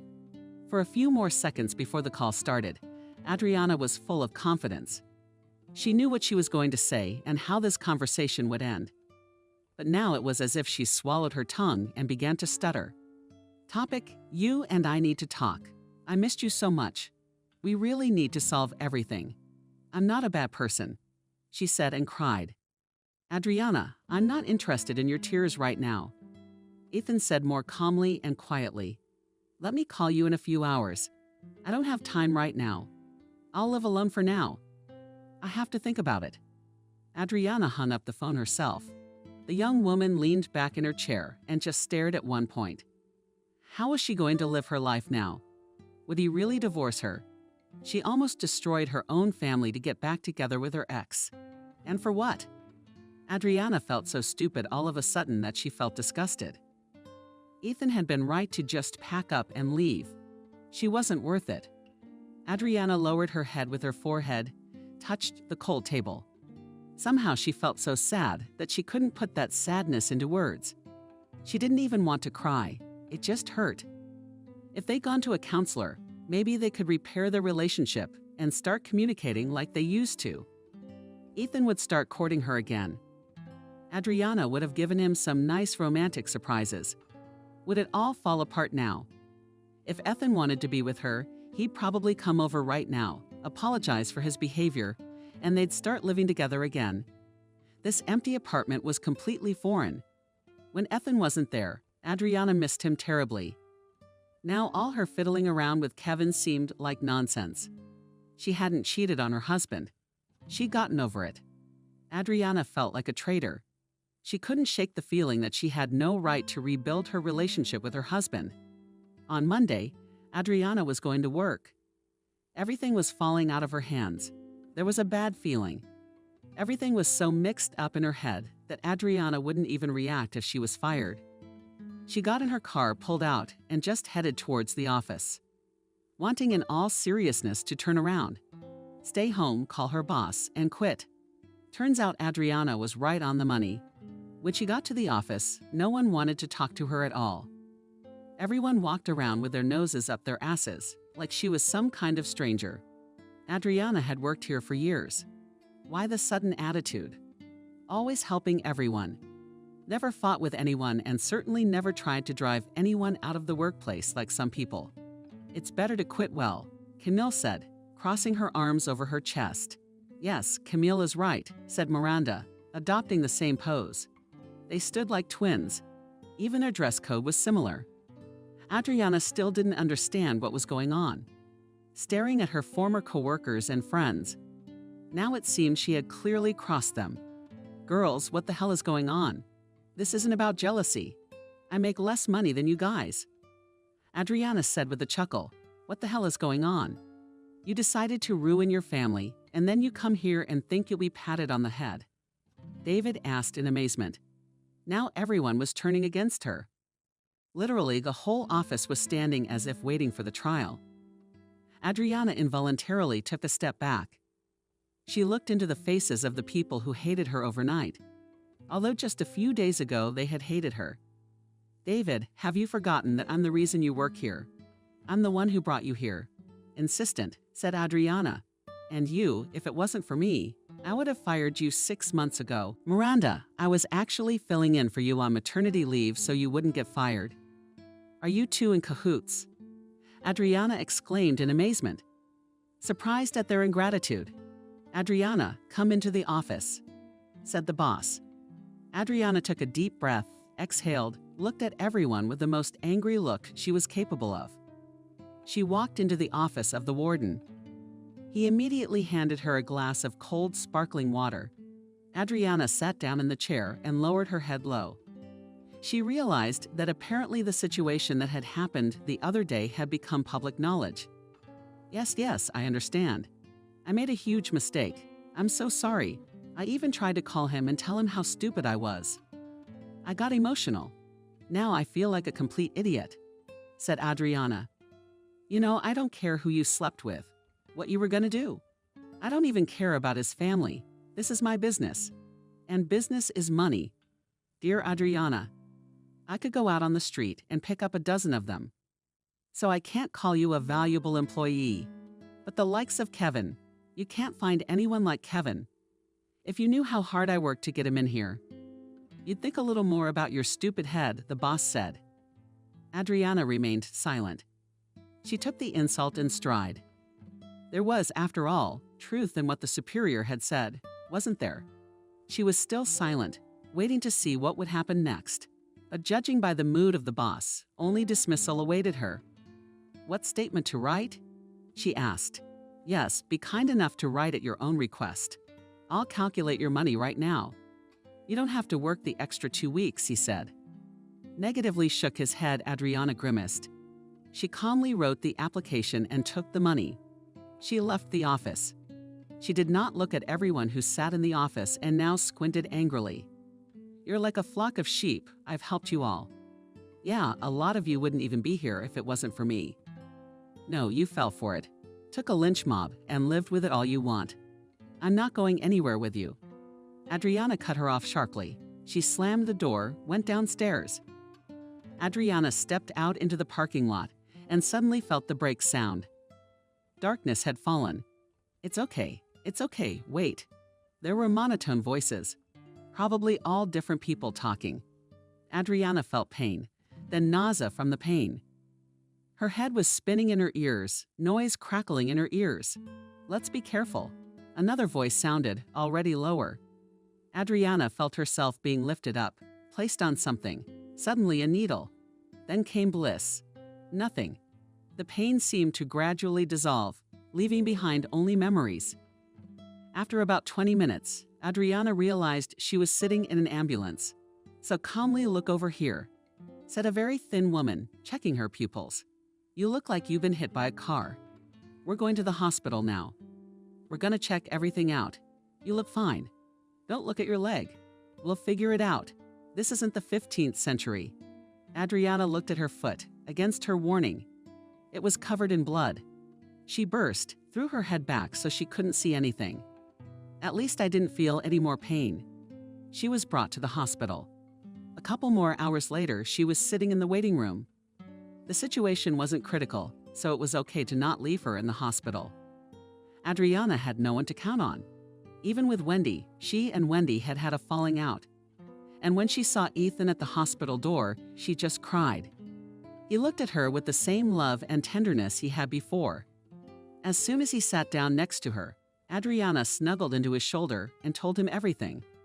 Please forgive me, I'm so stupid, God, I'm just an idiot. I'm going to see a psychologist, honestly. I'm so sorry, please. I don't want to go on being without you, Adriana said. He just listened to her. It felt like Ethan was aware of the situation, so he didn't react. He helped her up and walked her to her car. They drove to their apartment. An hour later, Ethan brought all of his things back. Adriana noticed that the vast majority of the suitcases remained closed. Apparently, he wanted to go back, but he kept hesitating. "I will always appreciate you. This is a lifelong lesson for me." "Forgive me, please," Adriana said. "I had an affair too, but flirting like that and at work. And I thought I was falling in love again. We didn't have anything. Just one meeting. We didn't even kiss. I just wanted to be alone to figure out what was more important to me. And I realized I don't want to start over. I want everything back with us, especially since the two of us now realize we have to try," Ethan said. That night, they never went to bed. The couple talked for a long time. Well, they finally came to an understanding. Early that morning, as Adriana was about to go to jail, all she could think about was her husband. After everything that had happened, it was as if the relationship had grown deeper and stronger than before. It would be a lesson to both of them that you have to have a relationship. You have to work at it and not just run around looking for new feelings. Gradually, the broken leg would heal, and their relationship would become even stronger. Ethan is back to being the caring person he used to be, and Adriana much more tender and affectionate. They were talking to each other again, as if the relationship wasn't even a couple months old. But one day, 2 weeks after Adriana had been in the hospital, she saw a familiar car under her windows. Taking her crutches for comfort, Adriana stepped outside, well aware of who had arrived. Kevin stepped out of the vehicle. For the first time in a long time, Adriana felt absolutely nothing but dislike for him. He was now a complete stranger to her. No, Adriana didn't blame him for anything. After all, she was the one who made up the perfect relationship in her head, not him. "Look, we need to talk, but without yelling," Kevin said. "Talk here in the apartment. I won't let you in," Adriana said calmly, looking at him blankly. "Anyway, it's my fault. I should have talked to you calmly instead of making a farce of what you took for a game. Anyway, they fired you for me." Anyway," said Kevin, holding out the papers to her. "There are checks for payment. I totally bought online training for you. There's job placement, so you'll have a new job if anything. I'll take over financially while you study." "Why so excited all of a sudden?" Adriana asked. "I don't understand why he's being so soft on her. A few weeks ago, he nearly threw her down the stairs. And now he's being nice, offering to help her financially. My husband earns enough to keep me in school." Adriana caught herself thinking that she spoke of her husband with pride. Everything inside her was now in order. "It was my sister who hit you. Or rather, she just wanted to scare you. But she overdid it. Anyway, now she's hiding in the middle of nowhere, afraid you'll report her," he said. Adriana looked up at him in surprise. She and his sister had once been best friends. And now what? She was afraid you'd break up the family and leave the kids without a father. Like I can't make my own decision. Anyway, I hope you and I can work something out. I'll pay for the treatment. What else do you need?" Kevin spoke calmly. "I won't write a statement. Tell her thank you. If it wasn't for her, maybe the bright thought of reconciling with my husband wouldn't have appeared in my stupid head." "That first of all," Adriana said, and then looked at the papers. "Thank you so much for paying the tuition for this year. I will get a new profession. A great chance for me to start over, and I don't need any collateral." It was immediately noticeable that a mountain had literally fallen off the man's shoulders. He exhaled, smiled. He was immediately relieved. When the car pulled up, Adriana looked at her husband with a smile. He was clearly disturbed by the stranger. "And I brought the severance pay," Kevin said, pointing to the papers. "Well, okay, I gotta go. Thanks for compromising." She nodded. He didn't seem like a handsome, promising guy to her now. He was just a man who was a total stranger to her. And really, if you took off the rose-colored glasses in their past relationship, there hadn't been many good times. When Adriana took the elevator up to the apartment with her husband, she told him about the papers and the training. "Are you really not going to write an application?" asked her husband. "No, I won't. Let's consider it my punishment for being too long-nosed and overconfident. I still have some work to do because I feel guilty still." Calmly, she said. He didn't ask any unnecessary questions. Adriana had been trying to build up her courage for days, but she realized it was impossible. She just had to go and do it. The young woman drove up to the very apartment where she had once caused a scandal. She sat in the car for several hours until she saw Kevin's wife come out into the yard with a stroller. "I'm sorry," Adriana said softly. The woman's face turned stern in an instant. She looked at her with a kind of implacable anger. Adriana understood her feelings perfectly. "I came to apologize calmly," Adriana said. "I had some kind of adolescent maximalism, my complexes and stupidity in my head. I just wanted to apologize for what I said to you about your husband. Nothing happened between us.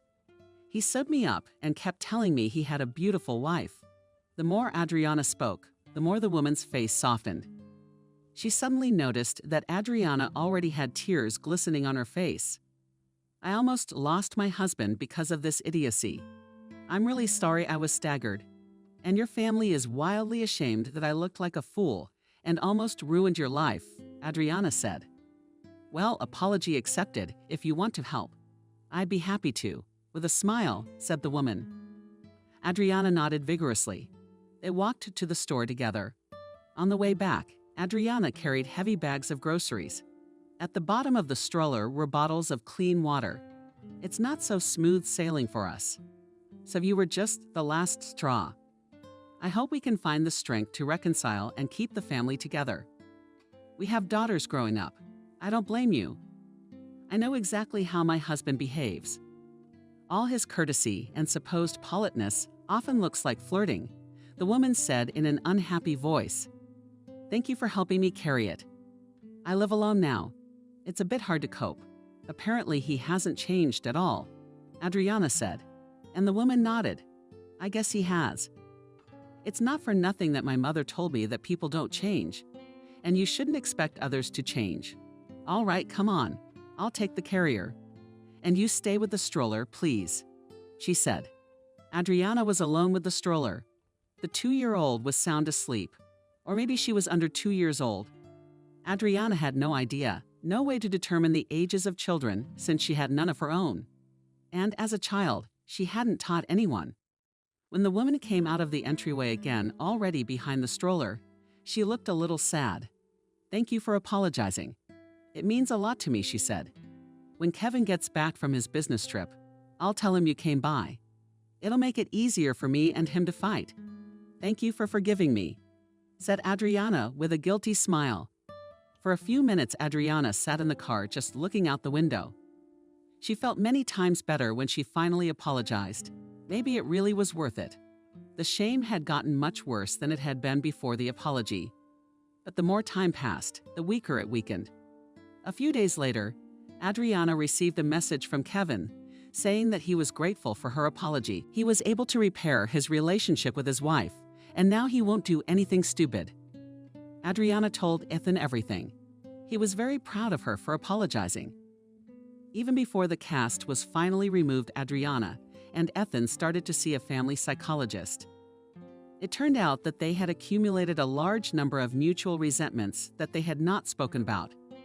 After the first sessions, it was hard to restore balance in the couple. But the longer they practiced with the specialist, the easier it was for them to reconnect. The relationship became more tender and deeper. A shared hobby emerged, and they also learned to sit down and talk every week and come up with something to do together. A year passed. Adriana learned to get a job. She started earning good money. At the same time, without leaving the house.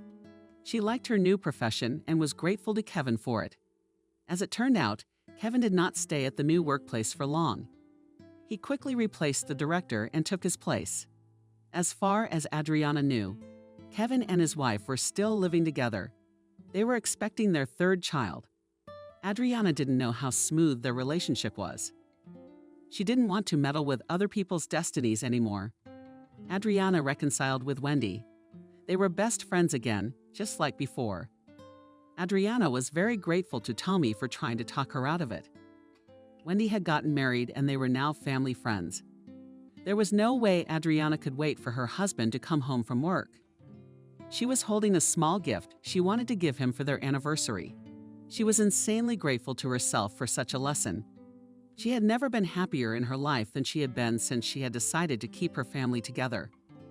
They finally had harmony, true love, quiet happiness. "I'm home," he said. Entering the apartment, Harris sprinted out into the hallway to him before she could wait. He held in his hand a small cake and a bouquet of flowers. "Happy holiday, beloved. Happy holiday.